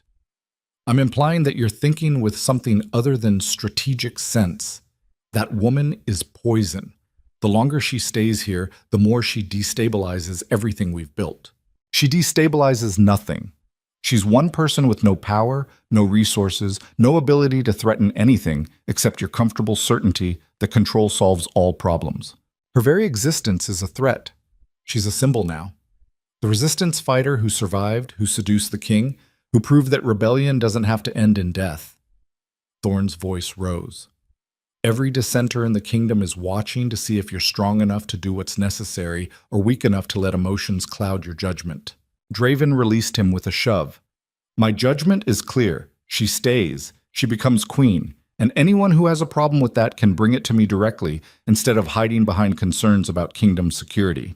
The second general stepped forward. With respect, sire, marriage doesn't erase her history. The moment you announce this, every resistance cell still operating will see it as validation, proof that their methods work, that all they need to do is get close enough to power and they can survive anything. Or they'll see it as proof that I'm strong enough to turn enemies into allies, that this kingdom is big enough for second chances. Draven's eyes were ice. Which interpretation spreads depends entirely on how this court responds. If you treat her like a threat, she becomes one. If you treat her like my queen, she becomes untouchable. Choose wisely. And if she betrays you? Thorn straightened his uniform. If this is all an elaborate infiltration, and she's just waiting for the right moment to strike, then I'll handle it, personally. But until that moment comes, she's under my protection. Test her if you must, but test her gently, because every bruise you leave will be answered in kind. The threat hung in the air like smoke. The third general, who'd been silent until now, finally spoke. You're asking us to trust a woman who killed 7 of our soldiers. I'm asking you to do your jobs, which include following orders even when you disagree with them. Draven moved to the window, his back to them, a calculated risk, showing confidence. The wedding is in 1 week. Security will be handled by my personal guard, not the military. You will attend. You will smile. You will demonstrate to everyone watching that this kingdom is united. And then you will return to your posts and keep the territories stable while I navigate the politics of this decision. And if we refuse? Draven turned, and his smile was terrible. Then I'll find generals who understand that serving the crown means serving my decisions, not questioning them. Silence. Finally, Thorn nodded. As you command, Your Majesty. Good. Now get out, all of you, and send word to every corner of this kingdom that in 1 week, the Alpha King takes a queen. Make sure they understand what that means. After they left, the room felt too small despite its size. Naira realized she'd been holding her breath and let it out slowly. You just made enemies of the 3 most powerful military commanders in the kingdom. I already had them as enemies. I just made them uncertain enemies, which is more useful. Draven poured himself another drink. They'll test you, probably at the wedding. Something public enough to prove a point, but subtle enough that I can't retaliate without looking paranoid. What kind of test? That depends on how creative they're feeling. Could be anything from a too rough handshake to a poisoned toast. He caught her expression. I'm not joking. This court has killed people for less than what you represent. Then why go through with it? Why not just exile me and save yourself the headache? Because exiling you admits weakness. It says the resistance won, that one woman was enough to compromise my certainty. And the moment I show that kind of weakness, every territory I've held through strength will start wondering if they can push back too. He moved closer, and his eyes were burning. So instead, I'm doing the opposite. I'm claiming you so completely that opposing you means opposing me. It's the only play that doesn't end with us both destroyed. You keep saying us like we're a team. Aren't we? You chose to stay. I chose to protect you. That makes us partners whether we like it or not. Partners don't threaten each other. Partners don't lie to each other either, but you spent 7 days in that tower before telling me the truth. He stepped back, giving her space. We're both learning this. Neither of us knows if it'll work, but we're past the point where we can walk away without consequences. So we might as well walk forward and see what happens. The logic was sound. The situation was insane. And somewhere in the middle of those 2 facts, Naira realized she was actually considering making this work. I'll need clothes for tomorrow. For the wedding. I can't keep wearing borrowed things that don't fit. Draven's smile was genuine this time. Already arranged. Mistress Karen has been working with seamstresses since this afternoon. You'll have everything you need by dawn. You were that certain I'd agree? I was that certain you'd choose survival over pride. The rest is details. Another knock. This time, Draven's irritation was visible. What? Soren entered without waiting for permission, which told Naira exactly how serious this was. The spymaster's face was carved from stone. We have a problem. We have several. Be specific. Lord Thane is dead, killed in his sleep 3 hours ago. No signs of struggle? Poison, most likely. Soren's eyes cut to Naira. And before he died, he sent a message to the Northern Territories, claiming the king is holding his envoy prisoner, that the marriage is a sham designed to justify executing her publicly. Draven went very still. Show me the message. Soren handed over a sealed letter. Draven read it twice, his jaw working mechanically. Then he handed it to Naira. The words were damning. Thane painting himself as a victim, Naira as an innocent pawn, Draven as a tyrant using marriage as cover for murder. And the final line, a call for the Northern Lords to unite and demand her return or face economic sanctions. This is a trap, Naira said slowly. Thane set this up before he died. Knew he was dying. Used his last breath to make sure I'd become a political crisis. Why? Draven's voice was flat, dangerous. What did you do to make him hate you enough to burn everything on his way out? Nothing. I barely knew him. I was just a guard on his border. Then why send you here? Why not one of his daughters? Why not someone with actual value? He grabbed her shoulders. What aren't you telling me? I don't know. I swear, I don't know why he chose me. Soren cleared his throat. If I may, there's another possibility. Speak. Thane didn't send her as an insult. He sent her as a weapon. Not to kill you, but to destabilize you. He knew her history, knew what would happen when it came out, and he set this up so that whether you executed her or protected her, the result would be the same. The Northern Territories would have cause to rebel. The pieces clicked into place with sickening clarity. Nira wasn't just a bride or a prisoner or a former resistance fighter. She was a bomb Thane had carefully placed at the center of the kingdom, timed to explode the moment Draven made any decision at all. The wedding makes it worse, Draven said quietly. If I marry her now, the North sees it as me claiming their property. If I don't, they see weakness. Either way, they rebel. Unless, Soren said carefully, you give her back. No. The word was absolute. Sire, if you return her to the Northern Territories with a formal apology. I said no. Draven's eyes blazed. I'm not handing her over to be executed for Thane's games. Find another solution. There is no other solution. The North is going to move regardless. Our only choice is whether they move with cause or without it. Then they move without it. Send word to the Northern Lords that Thane's message was the delusion of a dying man, that the envoy he sent is indeed my bride, by her choice and mine, and that any action they take based on his lies will be considered an act of war. Soren's face went pale. You're willing to risk civil war over her?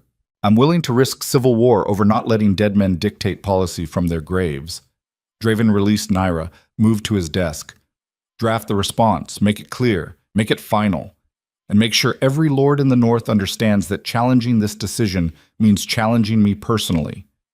And if they challenge anyway, then we go to war, and I remind them why they bent knee in the first place. After Soren left, Naira found her voice. You just chose me over peace. I chose not letting Thane win. There's a difference. Is there? Because from where I'm standing, you just painted a target on this entire kingdom because you're too stubborn to admit when you're wrong. His hand slammed the desk. Wrong about what? About thinking one woman's life matters more than political convenience? About refusing to execute someone to satisfy lords who'd rebel anyway, given half an excuse?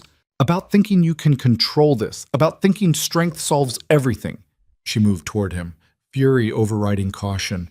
You keep talking about stability, but all you're doing is creating chaos. And the worst part is you know it. You know this is going to end badly, and you're doing it anyway because your pride won't let you back down. My pride? His laugh was bitter. You think this is about pride? This is about not letting fear run my kingdom, about not teaching every dissenter that all they need to do is create enough problems and I'll sacrifice whoever's inconvenient to make them stop. So instead, you sacrifice everyone by starting a war you might not win. I'll win. I always win. Until you don't. And then what? You die believing you were right, and I die knowing I could have prevented it by just walking away? You had your chance to walk away. You chose to stay. I chose wrong. The words hung between them like a blade. Draven's eyes went dead. Then leave. Right now. Walk out that door and disappear into whatever life you think is waiting. I won't stop you. You'll start a war anyway. Probably. But at least you'll be alive to hear about it. Nira stared at him. This king who'd somehow become human enough to hurt, powerful enough to terrify, and broken enough to need something he couldn't name. And she realized the trap had closed completely. If she left, she proved that threats worked. That all you needed to destabilize Draven Kale was to create enough pressure, and he'd fold. And the next crisis would hit harder, faster, more certain of victory. If she stayed, she accepted responsibility for whatever came next. War, death, the collapse of everything he'd built because she'd been too honest, or he'd been too stubborn, or both. There was no good choice, just two different kinds of destruction. I'm staying, she said finally, not because I trust you, not because I think this will work, but because walking away means Thane wins even from the grave, and I'm tired of dead men making my choices. Draven exhaled slowly. Then we face it together. Don't romanticize this. We're facing it because we're both too stubborn to do the smart thing. Probably. He moved to the wine cabinet, poured 2 glasses. To stubbornness, then, and the disasters it creates. They drank in silence, and outside the windows the capital slept, unaware that the king had just chosen pride over peace, and the kingdom would pay the price. The next morning came with thunder, not weather. People. The court assembling in the great hall like an army preparing for battle, every noble and advisor and power player crammed into space designed to make them feel small while making the king look infinite. Nira dressed in clothes Karen had delivered at dawn, deep blue, severe, deliberately chosen to convey authority without warmth. The seamstress had worked overnight, and the fit was perfect, which somehow made it worse, like armor that wouldn't protect against the weapons this room would use. Draven was already gone when she woke, preparing for whatever theater the announcement required. A guard waited to escort her, young and terrified, clearly ordered to die before letting her out of his sight. "What's your name?" she asked as they walked. "Marcus, my lady." "Don't call me lady. I haven't earned it yet." His confusion was visible. "What should I call you?" "Nothing. Just don't let me walk into a room without knowing who wants me dead." "That would be everyone, He caught himself. "Everyone except maybe Lady Corvina. She's been asking about you." "Asking what?" "Whether you're brave or suicidal. I don't think she's decided yet." The great hall doors loomed ahead, carved with scenes of conquest and submission, a reminder that this kingdom was built on bending or breaking. The guards pulled them open, and sound hit like a wave, 200 voices arguing, debating, demanding answers. And at the center of it all, on a throne that looked like it was carved from midnight, Draven sat with the patience of a predator waiting for prey to exhaust itself. The room fell silent when Nira entered. She forced herself to walk normally. Not too fast, not too slow. Just a woman crossing a room to stand beside a king who'd gambled his kingdom on her staying alive. Every eye tracked her progress. Every face calculated her value and came up wanting. Draven didn't stand when she reached the dais, didn't acknowledge her beyond a fractional nod that said he'd registered her presence. And Nira understood. This was part of the performance. Show no weakness. Give them nothing to attack. She stood 3 steps below the throne, visible but not equal, present but not power. Lord Castellan stepped forward, his voice carrying across the hall. "The court is assembled, Your Majesty. You may begin." Draven stood slowly, and the room held its breath. 7 days ago, he said, I received a bride from the Northern Territories. A woman sent to seal alliances and strengthen bonds between regions. What I received instead was a test, not of her worth, but of mine. Murmurs rippled through the crowd. You want to know if I'm strong enough to rule when challenged, if I can make hard decisions when comfortable ones are available, if I value stability over truth. His eyes swept the room. The woman standing before you is Naira Voss, former resistance, confirmed fighter against Crown forces. By every law and precedent, she should be executed. The murmurs grew louder. Nira felt her pulse hammering, but kept her face blank. But I'm not executing her. I'm marrying her. 1 week from today, she becomes queen. Not because I'm weak, not because I'm compromised, but because I'm done pretending that fear is the same as strength. He looked directly at General Thorne. Some of you will see this as madness. Good. Be mad. Question me. Demand explanations. And then watch as I prove that power doesn't require killing everyone who challenges it. With respect, Your Majesty. Thorne's voice cut through. You're asking us to accept a traitor as queen, to smile and celebrate while someone who killed our soldiers wears a crown. That's not strength. That's delusion. Is it? Or is it the understanding that yesterday's enemy might be tomorrow's ally if given the chance? Draven descended 3 steps, bringing himself closer to the crowd. This kingdom was built on conquest, on forcing submission, and it's held together by fear of what happens when you resist. But fear has limits. Eventually, people stop fearing death more than they fear living under tyranny. And when that happens, everything we've built collapses. So your solution is to reward rebellion? Another voice, Lord someone. Nira didn't catch the name. My solution is to show that submission isn't the only path to survival, that this kingdom is big enough for people who've made mistakes, who've fought on the wrong side, who've been broken and put themselves back together. His eyes found Naira. She's proof that change is possible, that we can be more than fear and violence. The speech should have moved them, should have resonated with anyone tired of living under the weight of absolute power. Instead, Lady Corvina started laughing, soft at first, then louder, until the whole hall turned to stare at her. Forgive me, Your Majesty, she said, not sounding sorry at all. But that's beautiful nonsense. You want us to believe this is about reform? About building a better kingdom? Please, this is about pride.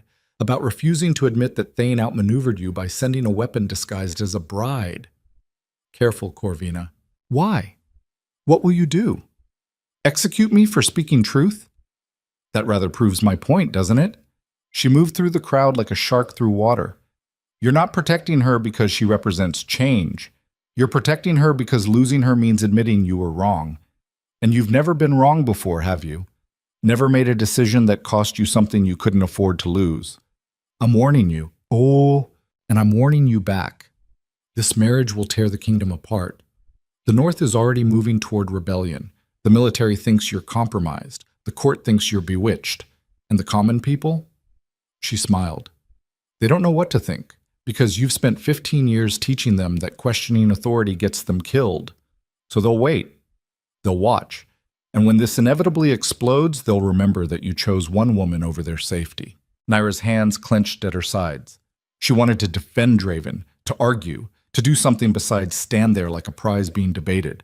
But his earlier words echoed, don't speak, don't show fear, let him handle this. Draven's voice dropped to something cold and final. Are you finished? Not even close, but I'll pause so you can pretend you've thought about what I said before ignoring it completely. Corvina turned to face Naira directly. Tell me, girl, do you love him? The question landed like a knife between ribs. That's not relevant, Draven said. Oh, it's completely relevant. Because if she loves you, then this is a tragedy waiting to happen. And if she doesn't, then she's using you, which makes you the fool everyone's too afraid to call you. Corvina's eyes were sharp. So which is it? Love or survival? Naira met her gaze and made a choice. Survival. I don't love him. I barely know him.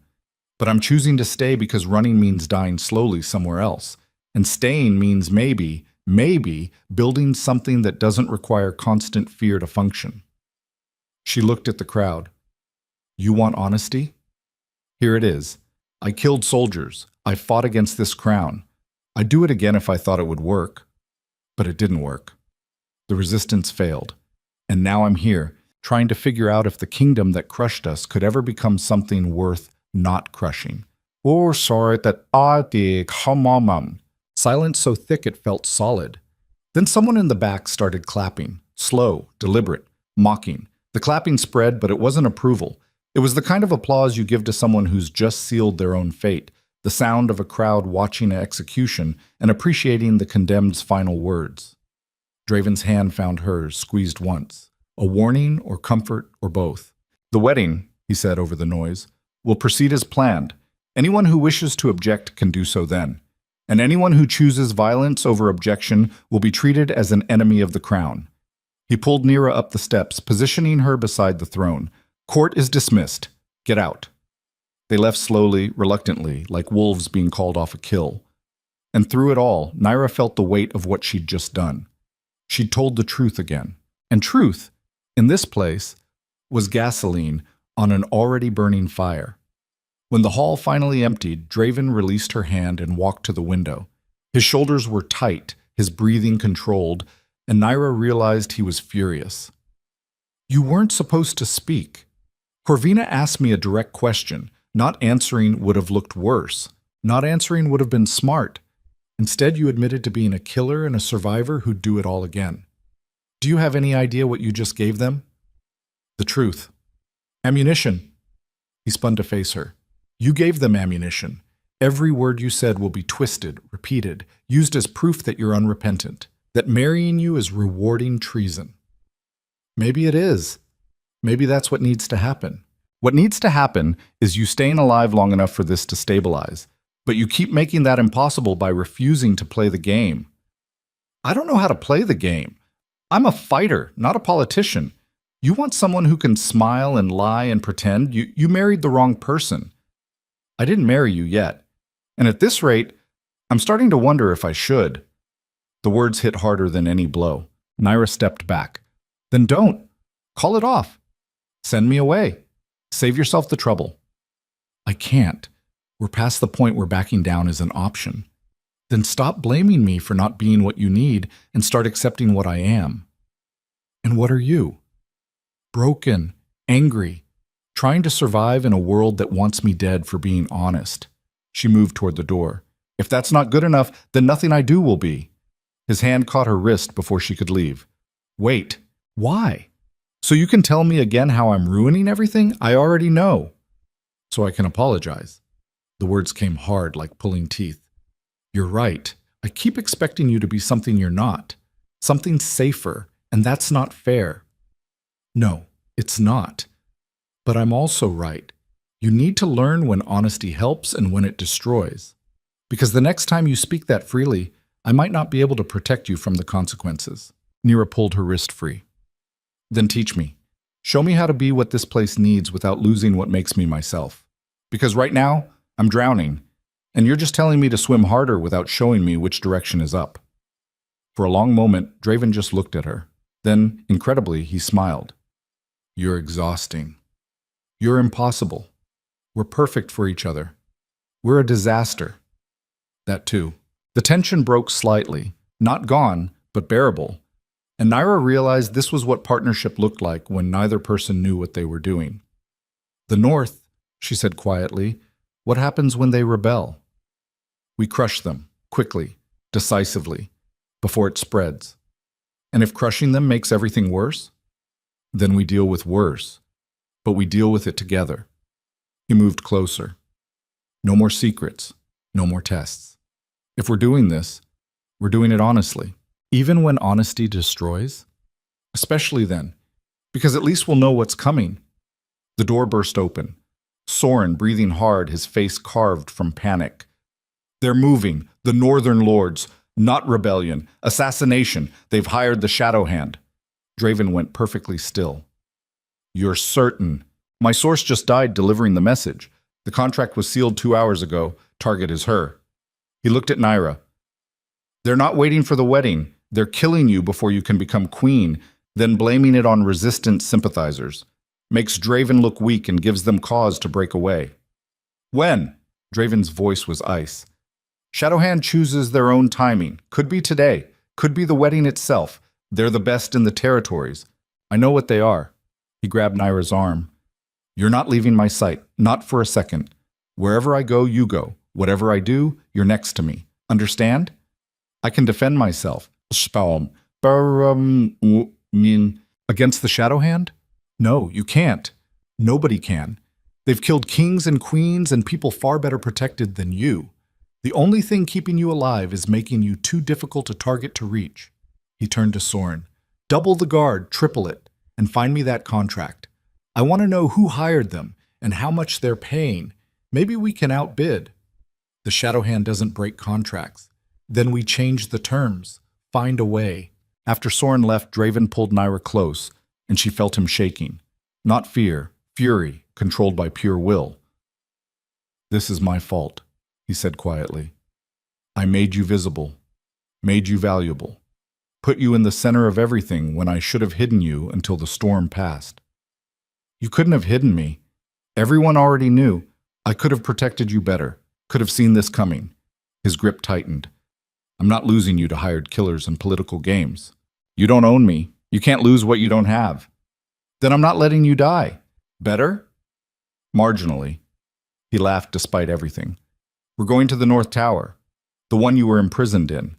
It's the most defensible position in the palace, and I can control every access point.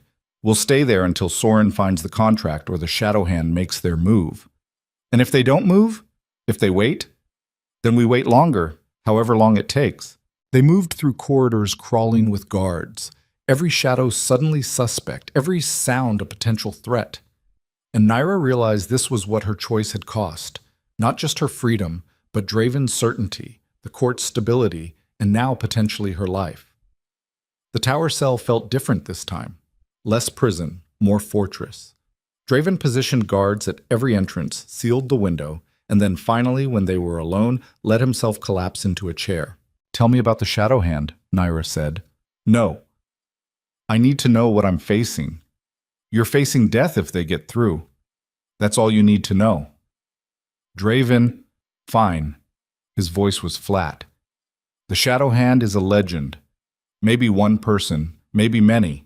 They've been operating for 20 years and nobody's ever seen their face. They kill silently, perfectly, and they never fail.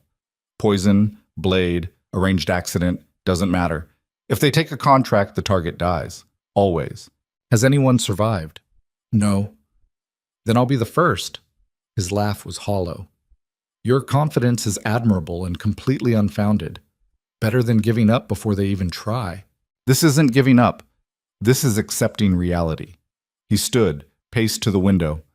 I've made so many enemies over the years, crushed so many rebellions, executed so many people who challenged me, and now those decisions are coming back as a knife aimed at the only person He stopped. At someone I'm trying to protect. You were going to say something else. I was going to say something stupid. Let it go. But Nyra couldn't let it go. Because she'd heard what he almost admitted, and it changed everything or nothing. She couldn't tell which. How long do we wait here? She asked instead. As long as it takes? Days? Weeks? However long until you're safe. I'll never be safe. Not really. Not while half the kingdom wants me dead and the other half wants to use me. Then I'll make sure the half that wants you dead is too terrified to try, and the half that wants to use you understands the cost. He moved closer. I know this isn't what you wanted, this cage dressed as protection, but it's all I have to offer right now. It's enough. For now. They settled into an uneasy silence, waiting for death that might come from any direction, and somewhere in the capital below, the Shadow Hand was planning how to kill a woman the king had decided to. Hours bled into each other in the tower cell that had become a fortress. Nyra watched the sun track across the narrow window while Draven paced like a caged wolf, stopping every few minutes to check the guard positions, the sealed door, the trajectory of shadows that might hide an assassin. You need to sleep, she said finally. I need you alive. Those aren't mutually exclusive. They are when the Shadow Hand is involved. He checked the door again. Soren should have reported by now. The contract, the hiring party, something. As if summoned, a knock shattered the silence. 3 sharp raps, the agreed signal. Draven moved to the door himself, cracked it enough to see Soren's face before opening it fully. The spymaster entered alone, and his expression was worse than bad news. It was devastation trying to wear a professional mask. Tell me you found them, Draven said. I found the contract. Soren's voice was carefully empty. You're not going to like where it came from. I don't like anything about this situation. Speak. Soren pulled out a folded document, edges burned, seal broken. The Shadow Hand keeps records, insurance, in case employers try to betray them. My source managed to copy this before dying. He handed it to Draven. The contract was sealed 6 weeks ago, before Naira even arrived at the palace. Draven unfolded it slowly, read once, read again. Then his face went absolutely blank in the way that preceded extreme violence. No, he said quietly. I verified it 3 times. The signature is authentic. It's a forgery. It has to be. Sire, get out. Soren's eyes cut to Naira, something like pity in them, before he retreated and closed the door. Naira stood. What does it say? Draven didn't answer. He just stared at the document like it was written in a language he couldn't comprehend, his breathing getting shorter, sharper, until she thought he might actually break. Draven, what does it say? He handed it to her without looking up. The parchment was expensive, the kind used for official contracts. The terms were laid out in precise legal language. 1 life, 1 target, payment in gold and territorial concessions. The signature at the bottom was ornate, unmistakable. Lord Thane's signature.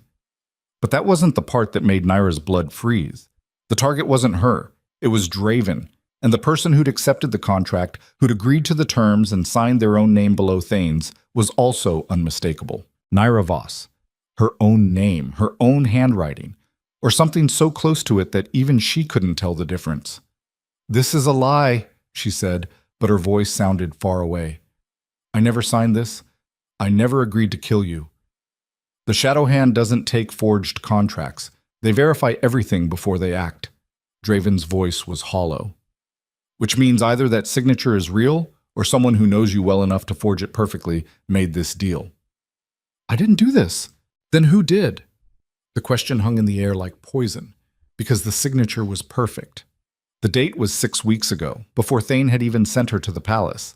And if someone had set this up, if someone had known she'd end up here and had prepared a contract to frame her for regicide, Thane, Naira said slowly, this was Thane's final move. He forged my signature, hired the Shadow Hand, and set it up so that when they killed you, I'd take the blame. The kingdom would execute me, the North would rebel claiming I was innocent, and everything would collapse. Except the Shadow Hand doesn't kill on forged contracts. They verify the employer personally before accepting. Draven finally looked at her, and his eyes were empty. Which means either you're lying now, or someone who looks exactly like you met with them 6 weeks ago and agreed to this. That's impossible. 6 weeks ago, I was still in the North, working Thane's border. I never left the post. Can you prove that? Can I? Naira's laugh was sharp with panic. You want me to prove I wasn't secretly meeting with legendary assassins? How exactly do I prove a negative? Witnesses, records, anything that puts you somewhere else when this contract was signed. The border is isolated.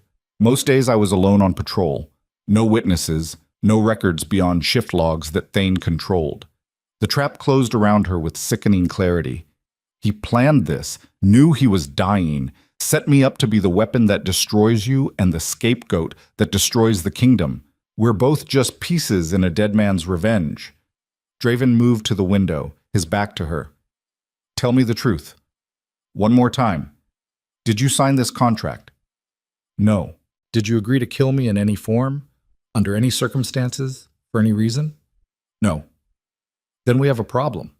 Because the Shadow Hand is coming to fulfill a contract with your name on it, and when they arrive, they're going to expect you to honor the terms, which means either they kill me and you're complicit, or they realize it's a fraud and kill us both for wasting their time. Naira's hands shook. There has to be a way to prove this is fake. The only way to prove it is to find who actually signed it and make them confess. And everyone involved except you is conveniently dead. Not everyone. Naira's mind raced. The Shadow Hand is still alive. They met whoever signed this. If we can get to them, make them identify it. You don't get to the Shadow Hand. They get to you, and they're probably already here. A sound outside the door. Soft. Wrong. Draven had his blade out before Naira registered the threat. He positioned himself between her and the door, every muscle coiled for violence. Stay behind me. The door didn't open. Instead, a piece of parchment slid underneath it. Whisper quiet. Draven kicked it away from the door before picking it up. Read it, then handed it to Naira with an expression that might have been respect or might have been resignation. The message was simple. Rooftop, midnight. Come alone, or the contract proceeds immediately. S. S for Shadowhand, Naira said, or S for suicide. Could be a trap. Could be our only chance to prove I didn't hire them. Draven checked his timepiece. It's nearly midnight now. If I go... They said alone. That means me. Absolutely not. You're not walking into an assassin's meeting without protection. If I don't, they kill you anyway. At least this way I might be able to convince them the contract is fraudulent. Or they kill you for wasting their time and then kill me for good measure. He moved to the door, checked the corridor. Empty. We go together. You talk. I watch for threats. Non-negotiable. They climbed through passages Naira didn't know existed, up stairs that spiraled into darkness, through doorways that opened onto sections of the palace that felt forgotten. The architecture changed as they rose, less ornate, more functional, until finally they emerged onto the rooftop under stars that looked like ice chips scattered across black silk. A figure waited at the far edge, hooded, still, patient as stone. Alone meant alone, the figure said. Female voice, young, completely devoid of emotion. Alone meant the target comes without an army, Nira replied. I brought one guard. You want him to leave, kill me first and see how that works out for your reputation.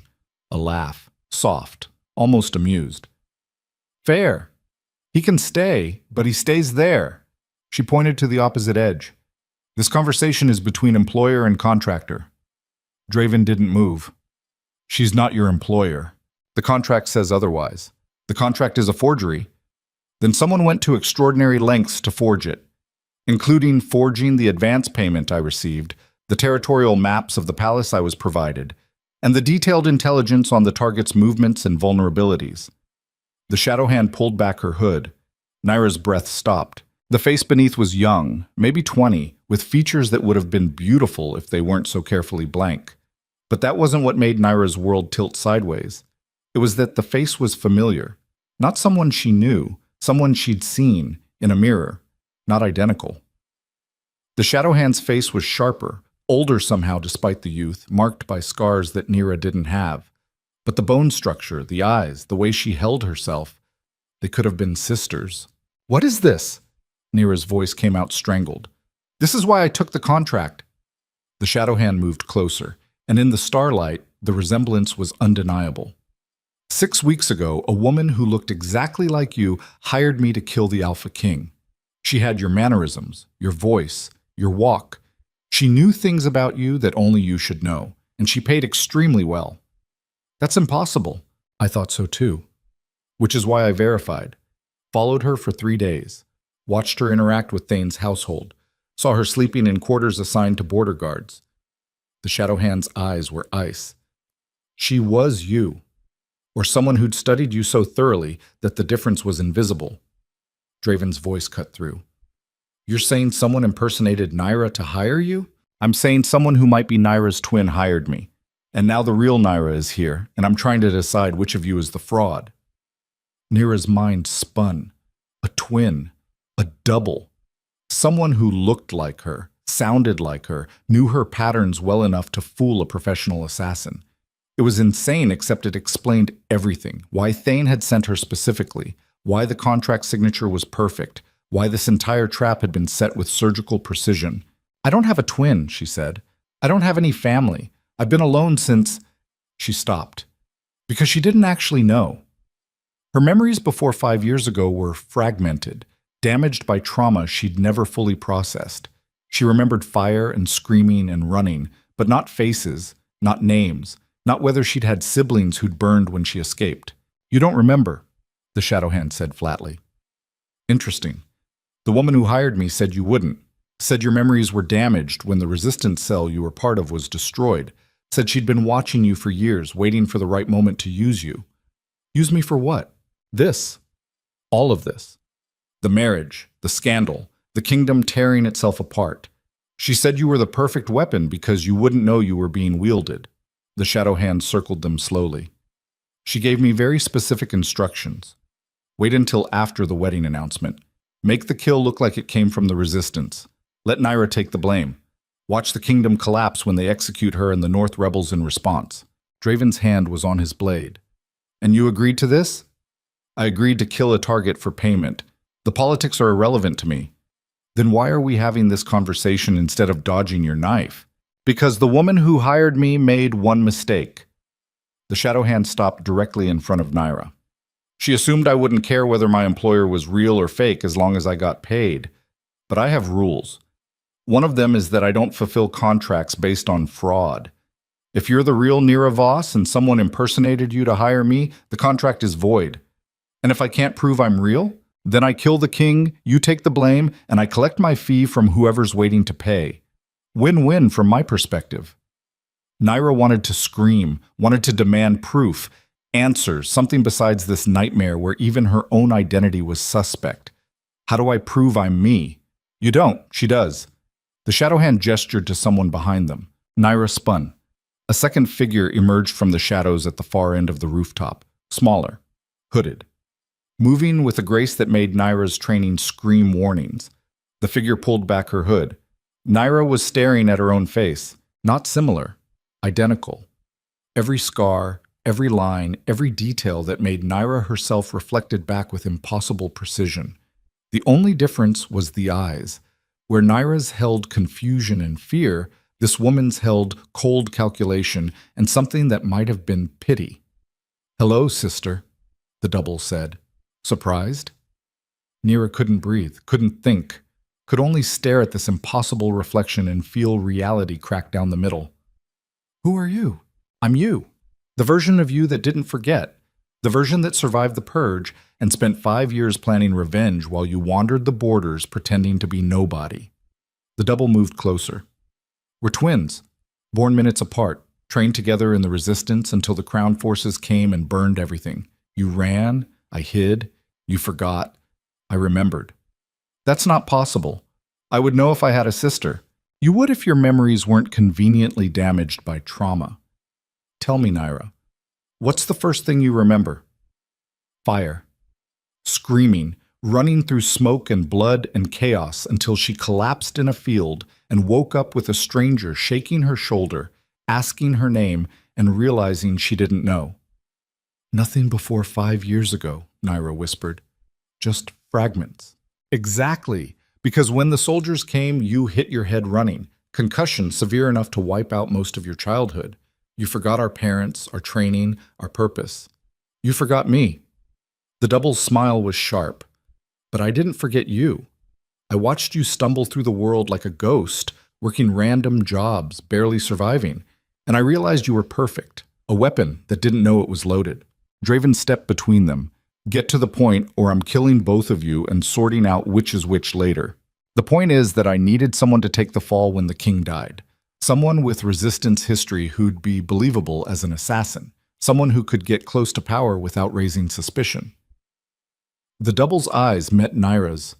"So I spent years building your cover story. Got you a job with Thane. Made sure you were competent enough to be useful, but forgettable enough to be disposable. And when the time came, I convinced Thane to send you here as a bride while I hired the Shadow Hand to do the actual work." "Why?" The word came out broken. "If you wanted Draven dead, why not just kill him yourself?" "Because killing a king is easy. Destroying a kingdom is hard. I needed the death to spark civil war, and that required someone to blame who the people might actually defend. You, honest, defiant, exactly stupid enough to tell the truth and make everyone love you for it, were perfect. When they executed you for my crime, the North would rebel, the court would fracture, and everything Draven built would burn. The logic was flawless. The betrayal was complete. And Naira felt something inside her shatter that might never be whole again. You're my sister, and you turned me into bait. I'm your sister, and I gave you purpose. For the first time in 5 years, you mattered. People knew your name. The king himself was willing to start a war to keep you alive." The double's voice dropped. "I gave you meaning, even if you were too broken to understand it." Nira's hand found the knife Corvina had given her. "I should kill you. You could try, but we were trained together. Same teachers, same techniques. You've forgotten most of it. I've practiced every day for 5 years. The double didn't even tense. Besides, killing me doesn't solve your problem. The Shadow Hand still has a contract. I've already paid half. If she doesn't fulfill it, her reputation suffers. And reputation is everything in her profession. The Shadow Hand nodded confirmation. The contract stands unless I'm paid more to void it. Significantly more. How much? Draven's voice was ice. Triple the original fee plus territorial concessions I'll detail later. And immunity for the fraud that got me here. Done. Name your price. I'm not finished. I also want her. The Shadow Hand pointed at the double. She made me complicit in a fraud that could have destroyed my reputation. That requires payment in blood. The double's smile never wavered. You could try to collect, but I don't plan on dying tonight. Then we have a problem, because I don't leave contracts unfulfilled and I don't let frauds walk away. 3 killers on a rooftop, all with different goals, and Naira stood in the middle, feeling like reality had twisted into something unrecognizable. Stop, she said. Everyone just stop. Why? Her double tilted her head. You finally going to make a decision? Choose a side? You've been drifting for 5 years, Naira, letting other people push you around, letting circumstances decide who you become. Maybe it's time you actually chose something. I chose to stay. I chose to fight for a kingdom that could be better. You chose survival disguised as idealism. There's a difference. The double moved closer, ignoring Draven's blade. But I'll give you a real choice now. Let the Shadow Hand kill Draven. Let the kingdom collapse. Walk away from all of this and disappear into whatever life you want. I'll make sure no one ever finds you. You can finally be free. In exchange for what? For letting me win. For admitting that sometimes the only way to change a broken system is to burn it down and build something new from the ashes. Her eyes were fever bright. Join me. Help me finish what the resistance started. We're twins, Naira. We're supposed to be fighting together. The offer hung in the air like a blade. Naira looked at Draven, the king who'd gambled everything on protecting her, who'd chosen mercy over certainty, who was standing here waiting to die or be saved by a woman he'd known for less than 2 weeks. Then she looked at her sister, the ghost of a life she couldn't remember, offering freedom and revenge, and the chance to finally matter beyond being someone else's pawn. No, Naira said. The double's face went flat. No? I'm not helping you destroy everything because you think burning down kingdoms counts as progress. Naira's grip tightened on her knife. You spent 5 years building me into a weapon and forgot that weapons can choose their own targets. You're choosing him? The man who's built an empire on fear and violence? The king who's killed more of our people than anyone in history? I'm choosing the possibility that people can change, that kingdoms can be better, that mercy might actually be stronger than revenge. Naira met her sister's eyes. You're so focused on destroying what's broken that you forgot to imagine what could be built instead. Her sister laughed. You sound like him. He's infected you with his delusions about power and reform. You've forgotten what they did to us, what this crown took from our family. I don't remember what they took, but I remember what I've seen here. People trying, failing, trying again. It's messy and painful and probably doomed, but it's still better than burning it all down and hoping something better grows in the ashes. Then you're choosing to die because the Shadow Hand still has a contract and someone is dying tonight to fulfill it. The Shadow Hand stepped forward. Actually, the contract just became more interesting. The employer tried to defraud me, which voids the original terms. But 3 parties are now offering payment for 3 different outcomes. I'm inclined to take the highest bid. Draven's voice was sharp. I already offered triple plus concessions. And she's offering freedom and chaos, and her, the Shadow Hand gestured at Naira, is offering nothing except moral superiority. Not exactly a compelling bid. What do you want? Naira asked. I want to be entertained. This situation has become far more interesting than a simple assassination. So here's my counteroffer. The Shadow Hand moved to the center of the rooftop. I'm going to void all existing contracts. No one pays me anything. No one dies tonight. In exchange, I want to see how this plays out. A king trying to reform through mercy. A resistance fighter trying to destroy through chaos. And you trying to survive in the middle while choosing which world to build. That's it? Draven's suspicion was visible. You're walking away because you're curious? I'm walking away because killing you would be boring compared to watching what happens when you try to prove mercy works. If you succeed, I witness history.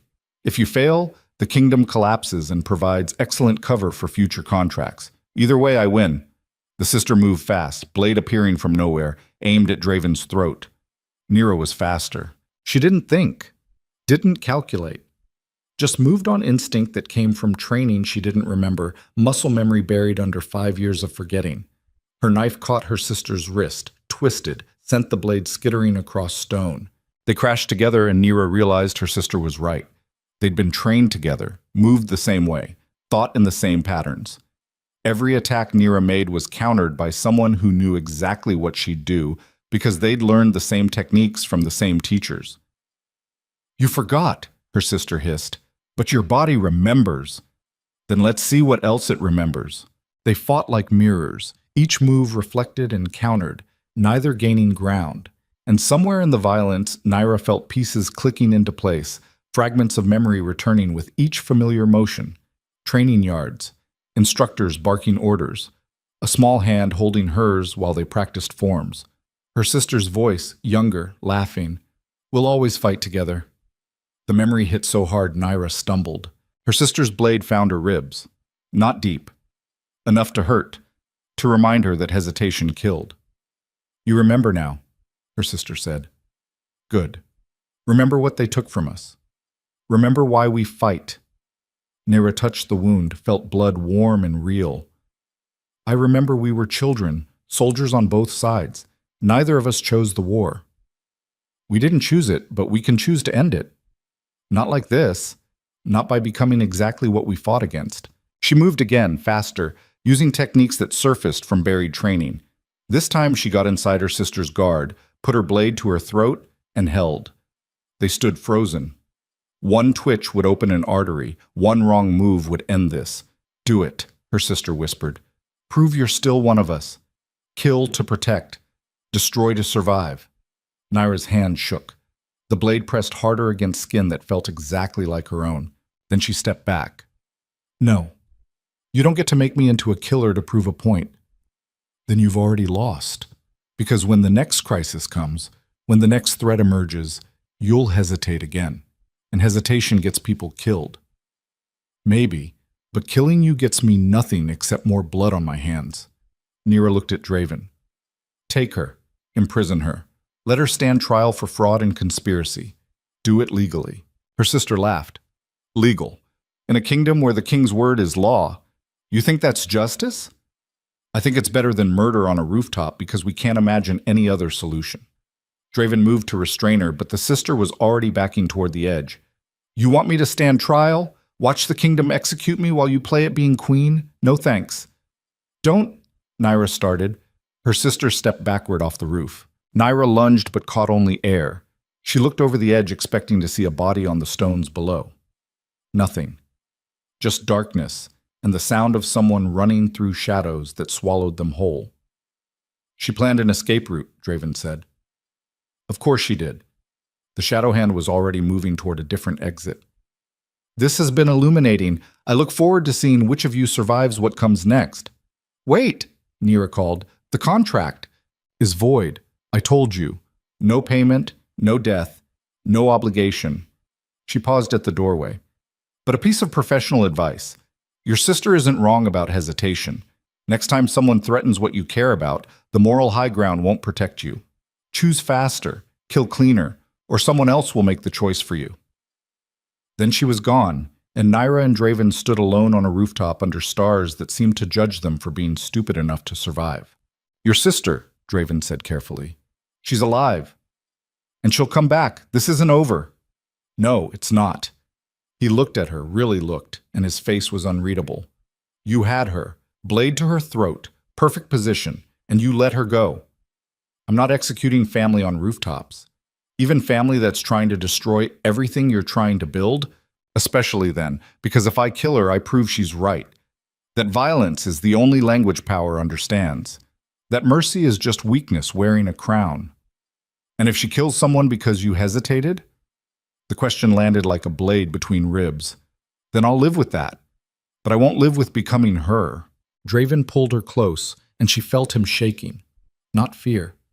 Relief mixed with exhaustion, mixed with something that might have been respect or might have been despair. You're going to get us both killed with that kind of thinking. Probably. But we'll die trying to be better instead of dying trying to be strong. Those aren't mutually exclusive. In this kingdom they have been. Maybe it's time to change that. They descended from the rooftop in silence, but the silence felt different now. Heavier. Like they'd both crossed a line they couldn't uncross, and were only beginning to understand what that meant. The guards outside the tower cell were unconscious. Not dead, Nira checked, just drugged, or knocked out with professional precision. Her sister's work, probably, creating chaos on her exit. Inside, the room felt smaller than before. Nira sat on the stone floor and let herself shake. "I have a sister," she said to the darkness, "and she's trying to destroy everything." "You have a sister who's already tried once and will try again." Draven sat beside her. "And now she knows you won't kill her, which makes you predictable, which makes you vulnerable. What would you have done if it was your family?" "I don't have family. I made sure of that years ago. Too easy to use as leverage." "That's not the same as not having them. It is when they're all dead." His voice was flat. "My father tried to use me as a weapon to reclaim territories he'd lost. When I refused, he tried to have me killed. I defended myself. The defense was permanent, so I understand what it's like to have family that's also your enemy." "And you think I should have killed her?" "I think you should have made a choice you could live with. Whether that's killing her or letting her go is irrelevant. What matters is that next time you'll hesitate again, and hesitation is what she's counting on." Nira's hands were still shaking. "I'm not a killer." "You've killed before. You admitted it in front of the entire court. Soldiers, in combat. Not my sister on a rooftop because she's inconvenient. She's not inconvenient, she's dangerous. And the longer she's alive, the more people will die in her crusade to burn everything down. Then we'll stop her, together, legally, the right way." Draven laughed, bitter and tired. "There is no right way. There's just the way that keeps the most people alive. And sometimes that means making choices that haunt you forever." "Have you made choices that haunt you?" "Every single day. The executions, the compromises, the people I've sacrificed to maintain stability. I tell myself it's necessary, that the alternative is chaos. But late at night, when I can't sleep, I wonder if I'm just a tyrant who's gotten very good at justifying cruelty." The honesty hit harder than any accusation, because this was the king stripped of performance, just a man who'd built an empire and couldn't remember why he'd wanted it. "What happens now?" Nira asked. "Now we prepare for war. Your sister won't stop. The North is already moving. And every enemy I've ever made is going to see this moment as weakness and test whether I'm still strong enough to crush them. And the wedding happens as planned, in 6 days. We need the stability it provides even more now." He stood, offered his hand. "But first, we need to survive tonight, because your sister didn't drug those guards for fun. She's planning something." The explosion came from below, not close. Distant enough that the sound was muffled, but close enough that the floor shook and dust rained from the ceiling. Draven was moving before the sound fully registered, pulling Nira toward the door. The corridor outside was chaos, smoke, screaming, guards running toward the blast site. "The throne room!" someone shouted. "They hit the throne room!" Draven's face went white. "Soren, Castellan, half my advisors were meeting there tonight." They ran through corridors thick with smoke, past bodies. Some moving, some not, until they reached the great hall. The doors had been blown inward, hinges torn from stone, and beyond them was devastation. The throne itself was intact, but everything around it was rubble. Bodies lay scattered, bleeding, some trying to crawl toward exits. And in the center of it all, written in what looked like blood or paint on the floor, was a message. "You chose wrong, sister. Now watch what choosing costs." Draven was already moving, checking bodies, calling for medics, trying to bring order to chaos. Nira stood frozen, staring at the message that felt like a knife in her chest. She'd let her sister go, chosen mercy over certainty. And within hours, that choice had killed people. Lord Castellan was alive, barely, trapped under rubble. Soren was unconscious but breathing. But the Eastern advisor, the one who'd argued for peace with the Northern territories, was dead, eyes open, staring at nothing. 3 guards. 2 servants who'd been cleaning, a minister whose name Naira didn't know, all dead because she'd hesitated. Draven returned to her side, his hands covered in blood from pulling people from wreckage. This wasn't your fault. She did this because I let her go. She did this because she's a fanatic who thinks destruction equals progress. You're not responsible for her choices. I had her, blade to her throat, and I chose mercy. And that's why I'm still trying to protect you instead of locking you in a cell. He gripped her shoulders. Listen to me. Your sister is counting on you blaming yourself, counting on you becoming so paralyzed by guilt that you can't function. Don't give her that. People are dead because I wasn't willing to kill one person. People are dead because someone set off a bomb. That's on her, not you. But Naira couldn't unhear the Shadow Hand's words. Next time, choose faster, kill cleaner, or someone else will make the choice for you. She'd chosen mercy, and mercy had cost innocent lives. The realization settled into her bones like ice. In this world, in this kingdom, maybe idealism was just another word for weakness. Maybe her sister was right about violence being the only language power understood. Maybe choosing to be better meant watching people die while you held the moral high ground. Draven was organizing rescue efforts, his voice cutting through chaos with the kind of authority that made people obey without thinking. And Naira stood in the wreckage of her choice, feeling something inside her crack that might never heal. Mistress Karen appeared from the smoke, her face ash pale. The North Tower is secure, the wedding wing is intact, but the Western barracks took damage. We have wounded everywhere. Prioritize the guards, Draven ordered. Then servants, then nobility. I want casualty counts in an hour. Sire, Karen hesitated. The court is demanding a response. They're saying this proves the bride is a security risk, that her presence has brought nothing but chaos. The court can demand whatever it wants. The wedding proceeds as planned. Your Majesty, with respect, 6 days might not be enough time to stabilize. Then we don't stabilize. We endure. We survive. And we show everyone watching that terrorism doesn't change policy. His eyes found Nira. Get her somewhere safe. Double the guard. I want eyes on her every second. As Karen led her away, Naira looked back at the destruction, at the bodies being carried out, at the king trying to hold his kingdom together with nothing but will and violence. And she made a decision. Next time she faced her sister, there would be no hesitation, no mercy, no choice except the one that kept the most people alive. Even if that choice meant becoming exactly what she'd fought against. The cell they put her in was different this time, still secure, still guarded, but now it felt less like protection and more like quarantine, keeping the disease contained before it infected everything else. Lyra came at dawn with food Naira couldn't eat. Everyone's scared, the girl whispered.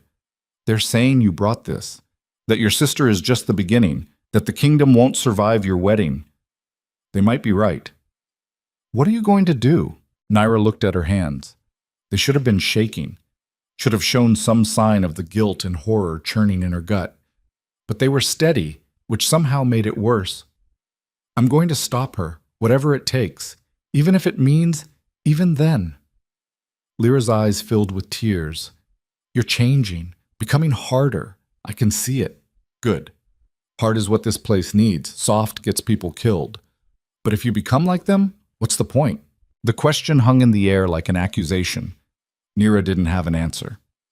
3 days until the wedding. 3 days to prepare for a ceremony that might be the kingdom's salvation or its funeral. 3 days to decide whether mercy was strength or suicide. And somewhere in the capital, her sister was planning the next move, counting on Naira to hesitate again, to choose idealism over survival. But Naira had seen what idealism cost, had counted the bodies, had watched innocent people die while she stood on moral high ground that turned out to be nothing but a killing floor with a better view. Next time would be different. Next time she wouldn't. 2 days before the wedding, Naira stopped sleeping. Not because she couldn't, because every time she closed her eyes, she saw the bodies in the throne room. The minister's empty stare. The servant girl who'd been carrying flowers, crushed under rubble with petals scattered around her like a funeral she'd never get. Sleep meant dreaming, and dreaming meant reliving the moment she'd chosen mercy and people had paid the price. So she stayed awake, trained instead. The cell had become her war room. She'd demanded weapons from guards, too afraid to refuse, and now she moved through forms that surfaced from buried memory. Strike patterns, defensive sequences, killing techniques taught by instructors whose faces she still couldn't remember, but whose voices echoed with each movement. Her sister's voice. Faster, you're telegraphing, dead before the blade even moves. Her own voice, younger, frustrated. I can't do it. Can't or won't. There's a difference, and only one of them gets you killed. The memory sharpened with each repetition until Nira could almost see the training yard, feel the sun on her neck, hear other children drilling nearby. The resistance hadn't just recruited fighters. They'd raised them. Turned orphans and runaways into weapons before those weapons were old enough to understand what they were becoming. She and her sister had been 7 when the training started, 15 when the purge came. The door opened. Draven entered without knocking, and Nira didn't stop moving, just adjusted her pattern to account for his presence, blade whistling through air where his throat would be if he'd been an enemy. You'll exhaust yourself before the wedding, he said.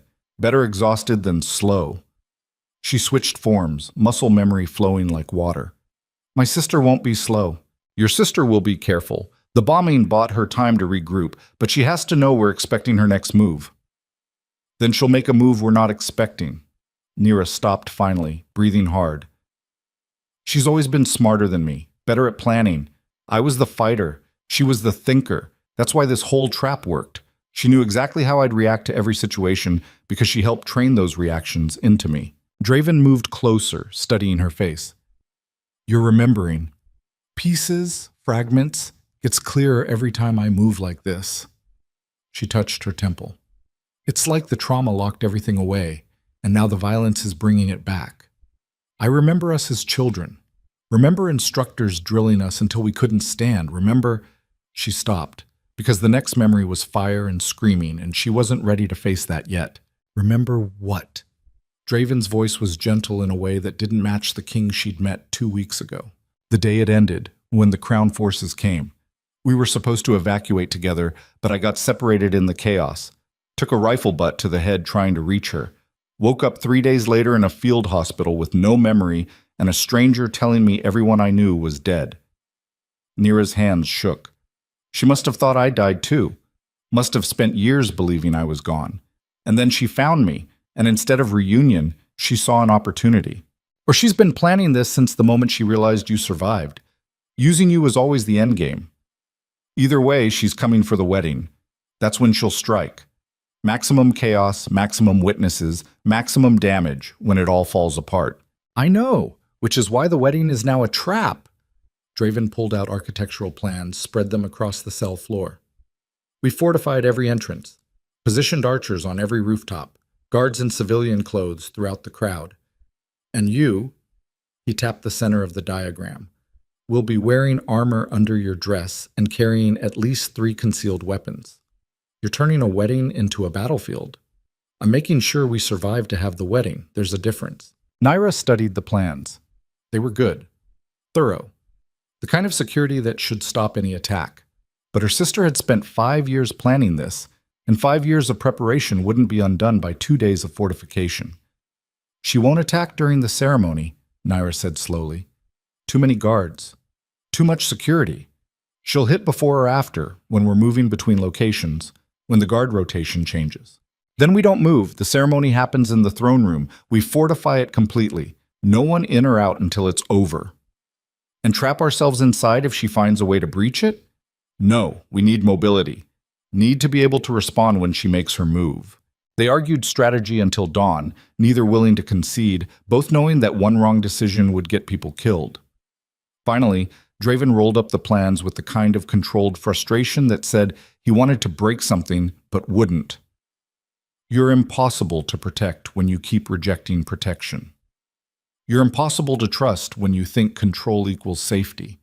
Then what do you suggest? We wing it and hope your sister makes a mistake? I suggest we give her what she wants. The words hung in the air like a detonation waiting to happen. Draven's eyes narrowed. Explain. She wants chaos, wants the kingdom to collapse, wants me dead or discredited and you destroyed. Nira moved to the window, looked out at the capital waking below. So we give her a target she can't resist. Make me vulnerable. Draw her out. Absolutely not. It's the only way to end this. She's too smart to fall for conventional traps. But if I'm exposed, if she has a clean shot at finishing what she started, she'll take it. And when she does, we'll be ready. Ready to watch you die? No, find another plan. There is no other plan. Every defense we build, she'll find a way around because she knows how I think. But if I'm the bait, if she has to come to me, then we control the engagement. Draven grabbed her shoulders, spun her to face him. You're talking about suicide. I'm talking about ending this before more innocent people die. Nira met his eyes. She'll keep hitting soft targets, servants, guards, people who can't defend themselves. Unless we give her a hard target, she wants more than chaos.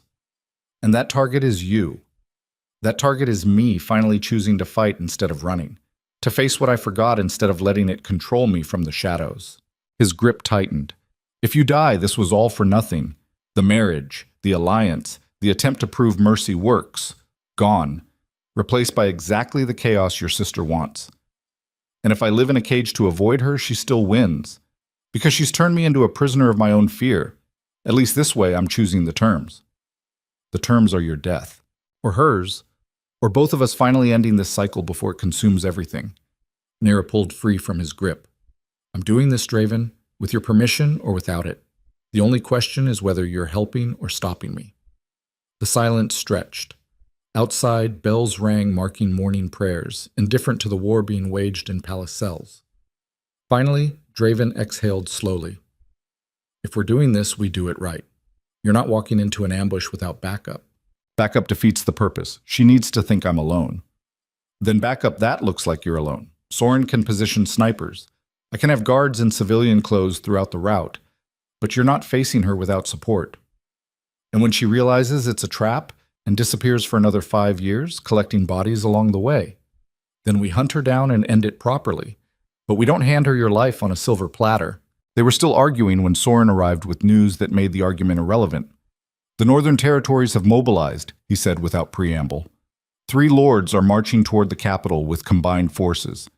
They're calling it a rescue mission, claiming the king is holding their envoy prisoner and they're coming to retrieve her.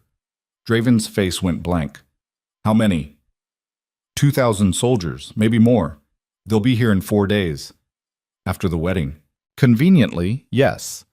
Which means your sister either coordinated with them or they're all playing into the same chaos she's creating. Soren looked at Nira. Either way, you've become the excuse for civil war.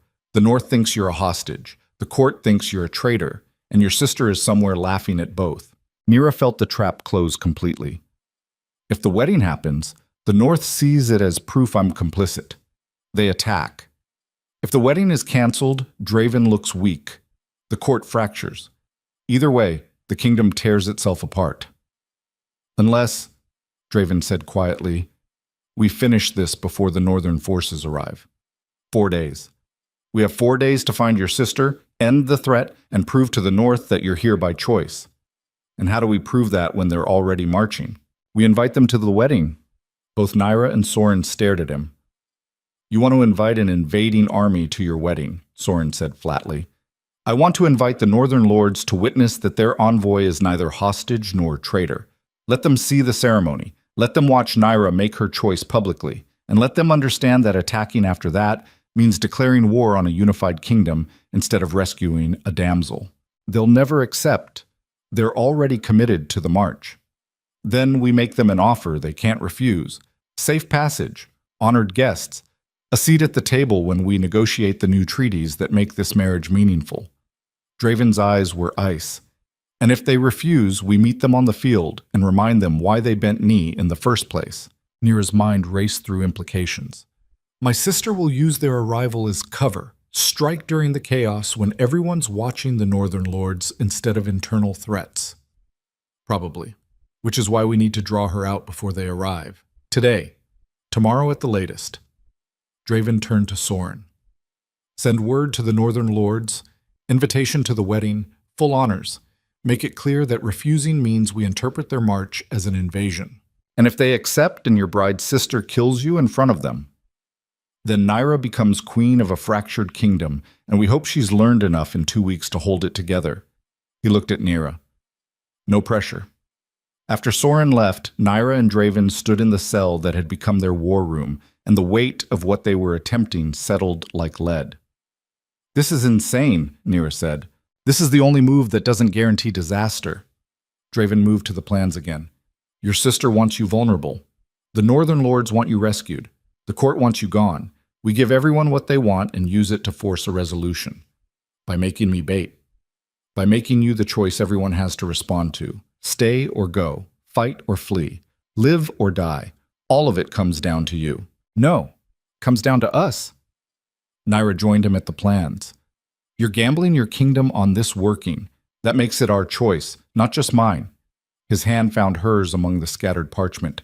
"I'm gambling my kingdom on you. There's a difference." "Is there? Because from where I'm standing, they're the same thing." "Then we'd better make sure we're both right." They planned through the morning. Contingencies layered on contingencies, each scenario more desperate than the last. By noon, they had something that might work or might get them both killed. The wedding would proceed as scheduled. The Northern Lords would be invited as witnesses, and Nira would take a public walk through the capital the day before the ceremony. Visible, vulnerable, the perfect target for a sister who couldn't resist proving a point. "She'll know it's a trap," Nira said again, "and she'll take the bait anyway, because her whole plan requires you dead or discredited before the wedding. This is her last chance." Draven traced the route on the map. "You'll have protection you can't see. Soren's best, but they won't intervene unless she makes a move. And when she does? Then you do what you should have done on that rooftop. You end it." The words were simple. The implication was devastating. Nira looked at her hands, scarred from training, steady despite everything. "I've never killed someone in cold blood, always in combat, always in the moment. This will be combat, just slower, more intimate, more final." He met her eyes. "Can you do it? Can I kill my sister to save a kingdom I barely understand from a war I didn't start?" Nira's laugh was bitter. "I don't know. Ask me after it's over. I'm asking now, because if you hesitate, if you can't pull the trigger when it matters, we need a different plan." "There is no different plan. This is it. Win or watch everything burn. Then don't hesitate." The day before the wedding came too fast and too slow. Nira dressed in clothes designed to look casual, but hide weapons, blade at her thigh, poison needle in her sleeve, throwing knife in her boot. The armor under her dress was light, flexible, probably wouldn't stop a determined blade, but might slow it enough to matter. Mistress Karen helped with the final touches, her hands steady despite the fear in her eyes. "Your bait," she said quietly. "I'm a woman taking a walk through her future kingdom. Your bait, and we both know it." Karen adjusted the collar to hide the armor line. "Your sister will come. She has to. This is her last chance before you become untouchable." "I'm never untouchable. That's the whole problem." "No. The problem is that you care too much. About doing the right thing. About proving mercy works. About saving people who'd happily watch you burn if it served their interests." Karen's voice dropped. "Stop caring, just for today. Be the weapon your sister thinks you are and survive. And tomorrow? Tomorrow you can go back to trying to change the world. But today, just don't die." The walk began at noon. The route was simple, from the palace through the main square to the temple where the wedding would be held.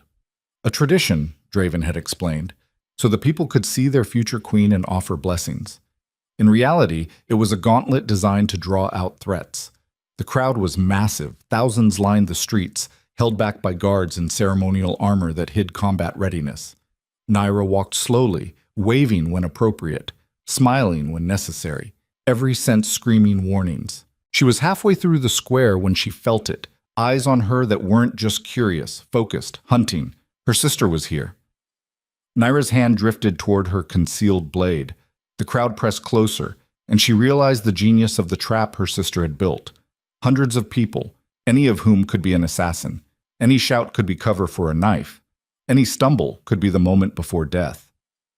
"Your Majesty looks beautiful," someone called. Nira smiled, nodded, kept moving. 3 more blocks to the temple. 3 more blocks of being a target without knowing when the shot would come. A child broke through the guards, running toward her with flowers. Nira's instincts screamed danger, but she accepted them anyway because refusing would cause panic. The girl couldn't have been more than 6, gap-toothed and shy, and when Nira took the bouquet, she saw the note hidden among the stems. "Rooftop, southeast corner, Come alone or I start killing civilians. Her sister's handwriting, unmistakable. Naira's eyes found the rooftop. A shadow moved, too quick to be wind. And in that shadow, she knew her sister waited with a rifle or a bomb or whatever tool would cause maximum chaos. The guards hadn't seen the note. The crowd kept pressing, and Naira had seconds to decide whether to follow orders designed to keep her safe or follow instinct that said the only way to end this was to face it directly. She made the choice that would haunt her regardless of outcome. I need to use the temple facilities, she told the nearest guard. Women's issue. Private. The guard's face went carefully blank. Your Majesty, we can arrange now unless you want a very public problem. Biological needs were the one area where protocol surrendered to practicality. The guards formed a tighter perimeter around her as they diverted toward the temple's side entrance. Once inside, Naira moved fast. Through corridors meant for clergy, upstairs meant for maintenance, onto the roof that connected the temple to the adjacent buildings. The guard following her was young, nervous, doing his job. She hated what came next. I'm sorry, she said, and hit him hard enough to knock him unconscious. He'd wake with a headache and probably get demoted, but he'd live. That was more than she could promise herself. The southeast rooftop was 3 buildings away. Naira ran across tiles still slick from morning rain, jumped gaps that would break bones if she missed, moved with speed born from training that was finally, fully remembered. Her sister waited exactly where the note had indicated, not hiding, not preparing for ambush, just standing at the edge, like someone enjoying the view, rifle propped against the parapet, like an afterthought. You came alone, her sister said without turning. Good, you're finally learning. Learning what? How to walk into traps? Naira's hand found her blade. Learning that sometimes the only way forward is direct confrontation. No guards, no backup. Just us, like it should have been from the start. Now she turned, and her smile was sad. I wasn't sure you'd remember the training. The real training, not the basics everyone got. The lessons about when to follow orders and when to make your own path. Is that what you're doing? Making your own path by bombing innocent people? I'm finishing what we started, what you would have helped finish if you hadn't forgotten who you were. She moved away from the rifle, deliberately, showing she wasn't reaching for it. Do you remember them yet? Our parents? The question hit like a blade. No. Liar. You remember enough. Father was resistance leadership. Mother ran intelligence. They were good people trying to fix a broken system, and Draven Kale's forces burned them alive when the purge came. You and I watched from hiding, heard them screaming, smelled their skin burning. Her voice was absolutely flat. You remember that. I can see it in your eyes. And Naira did. The memory surfaced like drowning in reverse, horrible clarity of a moment she'd spent 5 years trying to forget. The house burning, her mother's voice screaming for them to run, her father's silhouette in flames, still fighting, still trying to buy them time. They died fighting tyranny, her sister continued, died believing their children would finish the work. And you forgot them, forgot us, forgot everything that mattered. I didn't choose to forget. No. But you chose not to remember, chose to work for Thane, chose to marry the man whose forces killed our family, chose comfort over justice. Her sister's hand moved toward the rifle, casual, testing. So I'm going to give you one last choice. Walk away, right now, leave the city, disappear. I'll let you live if you stop helping him. In exchange for what? In exchange for letting me finish this. Kill Draven. Watch the kingdom fracture. Build something new from the ashes that doesn't require an Iron King crushing everyone who questions him. Nira's blade cleared its sheath. I can't do that. Can't or won't. Both. Because you're wrong. Killing him doesn't fix the system. It just creates a power vacuum that'll be filled by whoever's most ruthless, probably you. And then you'll become exactly what you're fighting against. I'm nothing like him. You're exactly like him. You just haven't built your empire yet. Nira moved closer, blade ready. And I'm not letting you use our parents' deaths as an excuse to become a tyrant. Her sister's laugh was sharp. Look at you, defending the man who killed our family. They'd be so proud. They'd be devastated that their daughter became a terrorist who kills servants and guards to prove a point. And they'd be ashamed that their other daughter forgot them to play queen. They moved simultaneously. Her sister grabbed the rifle. Naira threw her blade. The knife caught the rifle barrel, knocked it aside, sent the shot wild. Then they crashed together like mirrors shattering. Each strike met with a counter, each attack anticipated and reversed. They fought the way they'd been trained, fast, brutal, efficient. No wasted movement, no hesitation. Just two weapons forged in the same fire trying to destroy each other. Naira's sister was faster, sharper. 5 years of practice against Naira's 2 weeks of remembering. But Naira was desperate in a way her sister wasn't. Fighting for a kingdom she barely understood, and a king she'd barely known, and a future that probably wouldn't work but deserved the chance to fail honestly. The fight took them across the rooftop. Naira's armor caught a blade meant for her ribs. Her sister's reflexes dodged the poisoned needle that would have ended this instantly. They traded cuts and bruises and blood until both were breathing hard, both bleeding, both realizing this would only end when one of them couldn't get up. "You've gotten better," her sister gasped. "You've gotten predictable," Naira lied. Every move her sister made was a surprise, improvised, impossible to anticipate. They circled each other like wolves, looking for the opening that would end this. "Last chance," her sister said. "Walk away. Live. Be whoever you want to be without this hanging over you." "I am who I want to be. Someone trying to prove mercy isn't weakness." "Then you'll die proving nothing." Her sister moved, fast, committed, the kind of attack that left no room for retreat. Naira had one moment to decide. Defend and stay in the fight, or counter and risk everything. She chose to counter. Her blade found her sister's side. Not deep enough to kill instantly, but enough to slow her, hurt her, make the next exchange uneven. Her sister's knife found Naira's shoulder, through the armor, into muscle, pain so sharp it whited out vision for a second.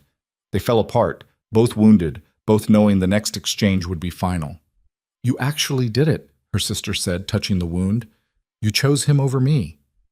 "I chose stopping you over letting more innocent people die." "Same thing from where I'm bleeding." Below, shouts.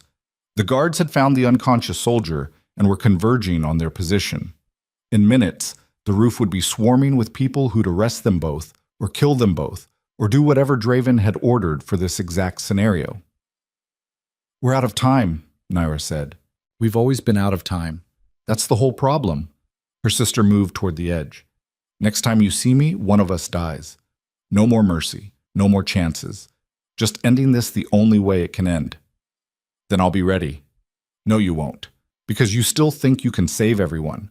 And that's the weakness I'm going to use to kill you." She stepped onto the ledge. "See you at the wedding, sister. Try to look surprised when I crash it." Then she jumped. Naira lunged to the edge, expecting to see a body on the street below. Instead, she saw her sister catching a rope rigged between buildings, swinging to the next rooftop, disappearing into the labyrinth of the Capitol like smoke dissolving into air. Guards burst onto the roof seconds later, weapons drawn, finding Naira bleeding and alone. "Where is she?" Soren demanded. "Gone. Again."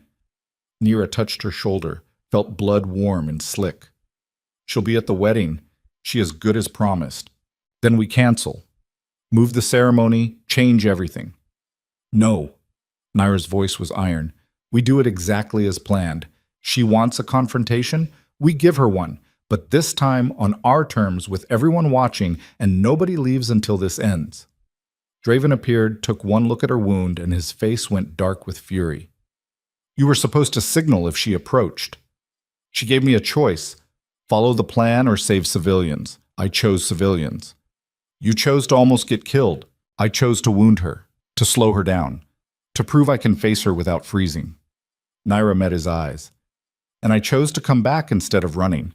That has to count for something." His jaw worked. Then he pulled her close, careful of her injury, and she felt him shaking. "Don't do that again.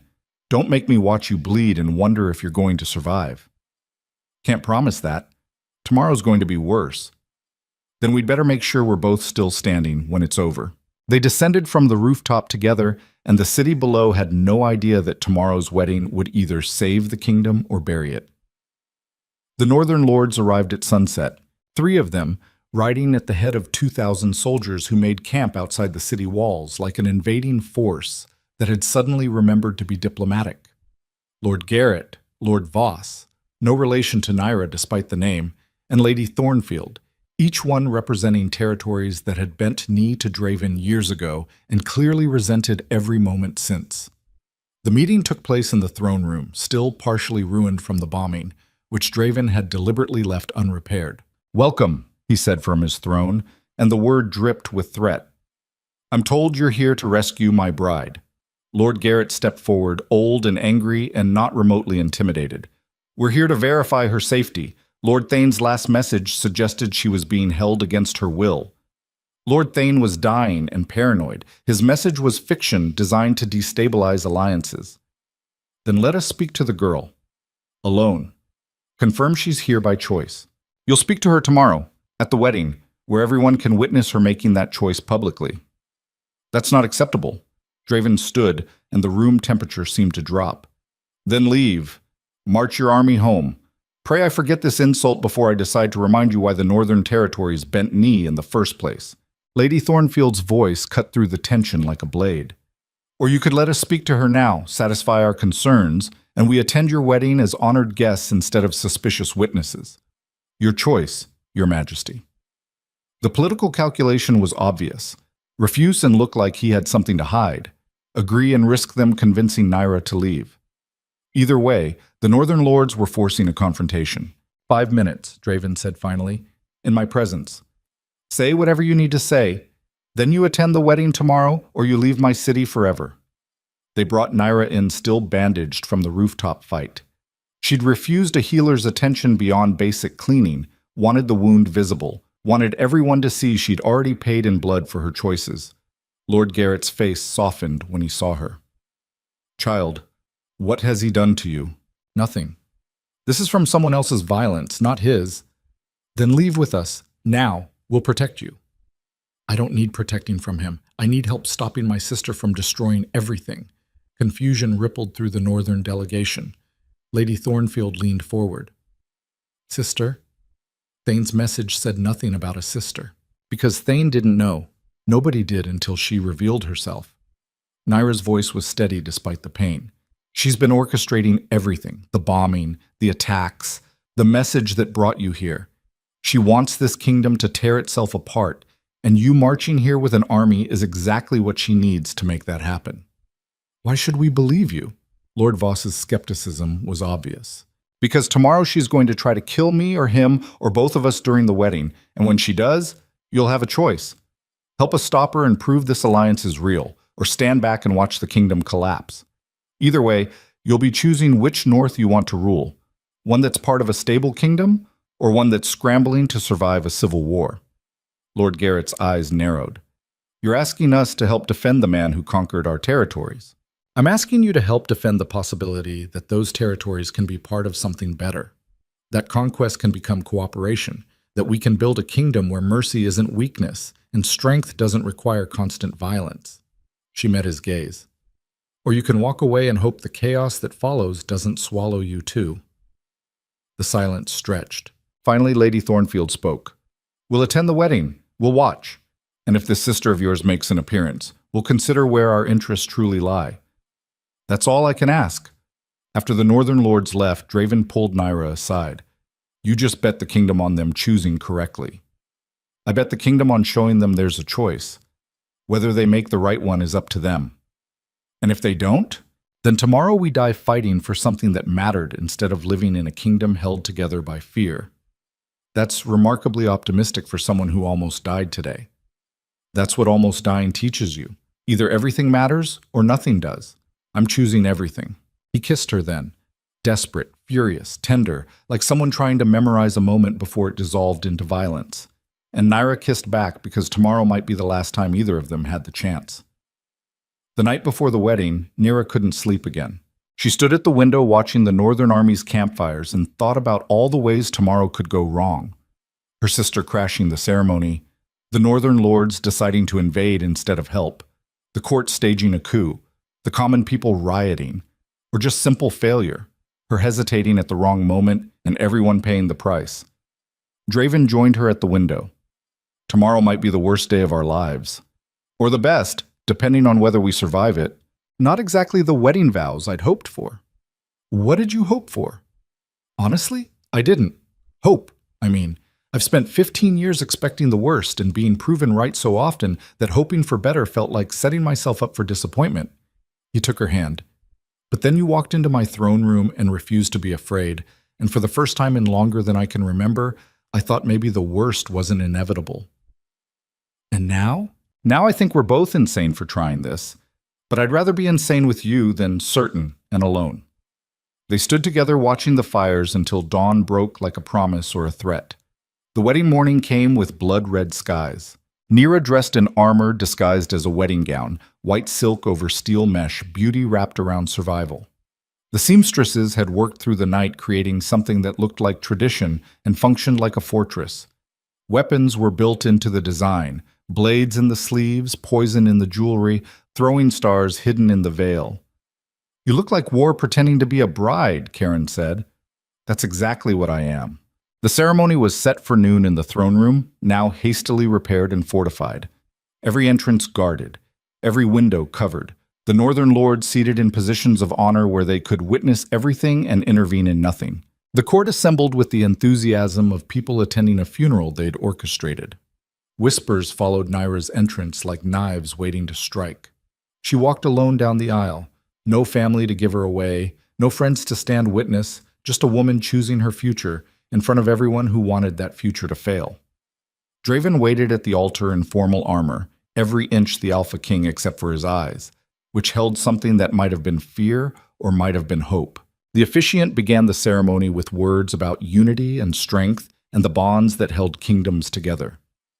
Naira heard none of it. Her eyes scanned the room, looking for her sister, knowing she was here, feeling the weight of eyes that wanted her dead. The vows came. Draven spoke his clearly, every word a promise and a challenge. Naira repeated them, and with each syllable she felt the trap her sister had built tighten around them all. "If anyone objects to this union," the officiant intoned, "speak now or—" The explosion shook the throne room. Not inside. Outside. Close enough to rattle windows and send guards scrambling. Screams from the courtyard, smoke billowing through ventilation, and through it all, a voice over the chaos, amplified somehow, carrying across the palace. Her sister's voice. "Hello, brother-in-law." Surprise. Draven's hand found his blade. "She's attacking the crowd." "No." Nira was already moving. "She's creating a diversion, making us choose between completing the ceremony or saving civilians." "Then we save civilians." "And prove she can disrupt anything by threatening innocents? No. We finish this. Then we end her." She grabbed the officiant. "Complete the ceremony. Now. Fast." The man stammered through the final words, declared them married while explosions echoed outside and guards poured toward the threat. Naira barely heard the declaration. She was too busy scanning the room, waiting for her sister to appear, knowing the real attack was still coming. It came from above. The ceiling shattered as something crashed through. Not a bomb, just a body dropping on a rope, landing in the center of the aisle with inhuman grace. Her sister, dressed in black, armed to the teeth, smiling like someone who'd just won an argument nobody knew they were having. "Congratulations," she said. "Now let's see if your marriage lasts longer than the next 5 minutes." She raised a device, small, innocent-looking. "I have bombs placed throughout the palace. Servants' quarters, guard barracks, the Northern Army's camp, all of them rigged to blow unless I receive a signal every 60 seconds from this." She showed the mechanism. "If I die, everyone dies. If you arrest me, everyone dies. If you even annoy me too much, everyone dies." Draven's voice was ice. "What do you want?" "I want my sister to make a choice. Right here. Right now. In front of everyone." She looked at Naira. "Annul the marriage. Walk away with me. Help me build something better from the ashes of this kingdom. Or stay. And watch me burn it down around you with everyone you're trying to save inside." The throne room went absolutely silent. Nira's hand found her concealed blade. "You're bluffing. You don't have bombs." "Don't I? Want to test that theory? Because I'll start with the servants' quarters. 300 people, mostly children. See how your mercy holds up when pieces of them start raining from the sky."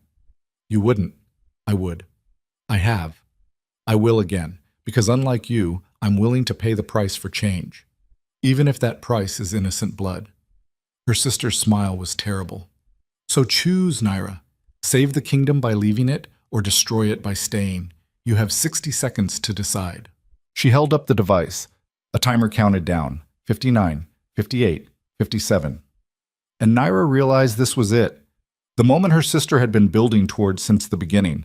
Not killing Draven, not destroying the palace, but forcing Naira to choose between mercy and survival, between staying and running, between the person she'd been and the person she was becoming. The timer hit 50, and everyone in the room held their breath, waiting to see which woman would break first.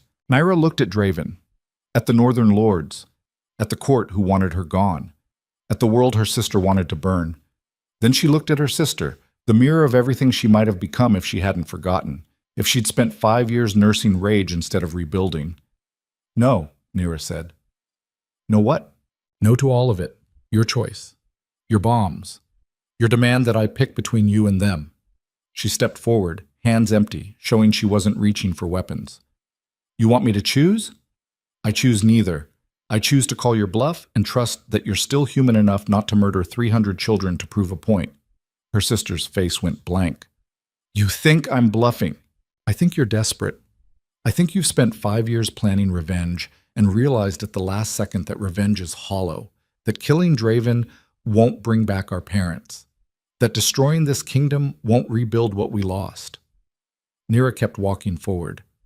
I think you want me to stop you, to give you an excuse to not push that button, to prove that our family meant more than dying for a cause that died with them.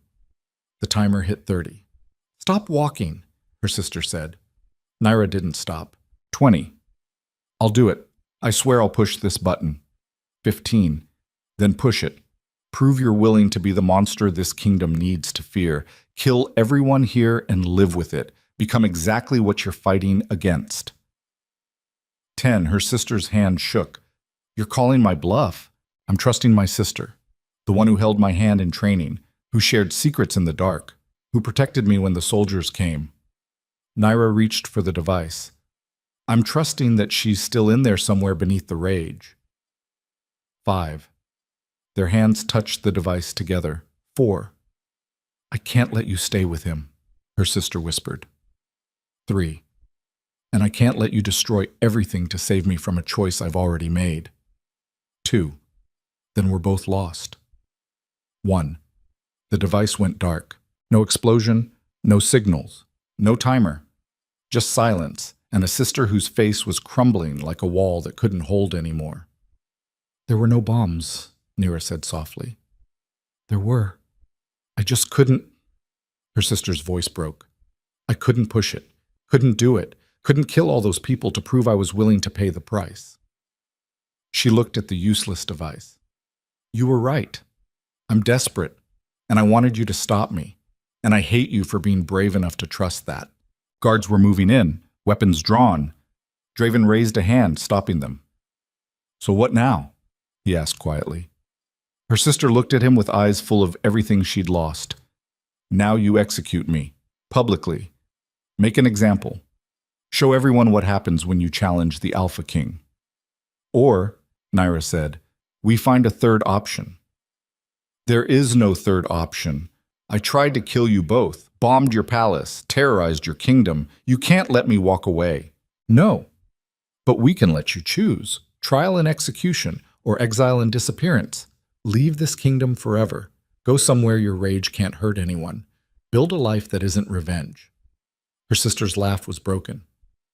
You're offering me mercy after everything. I'm offering you the choice I wish someone had offered our parents.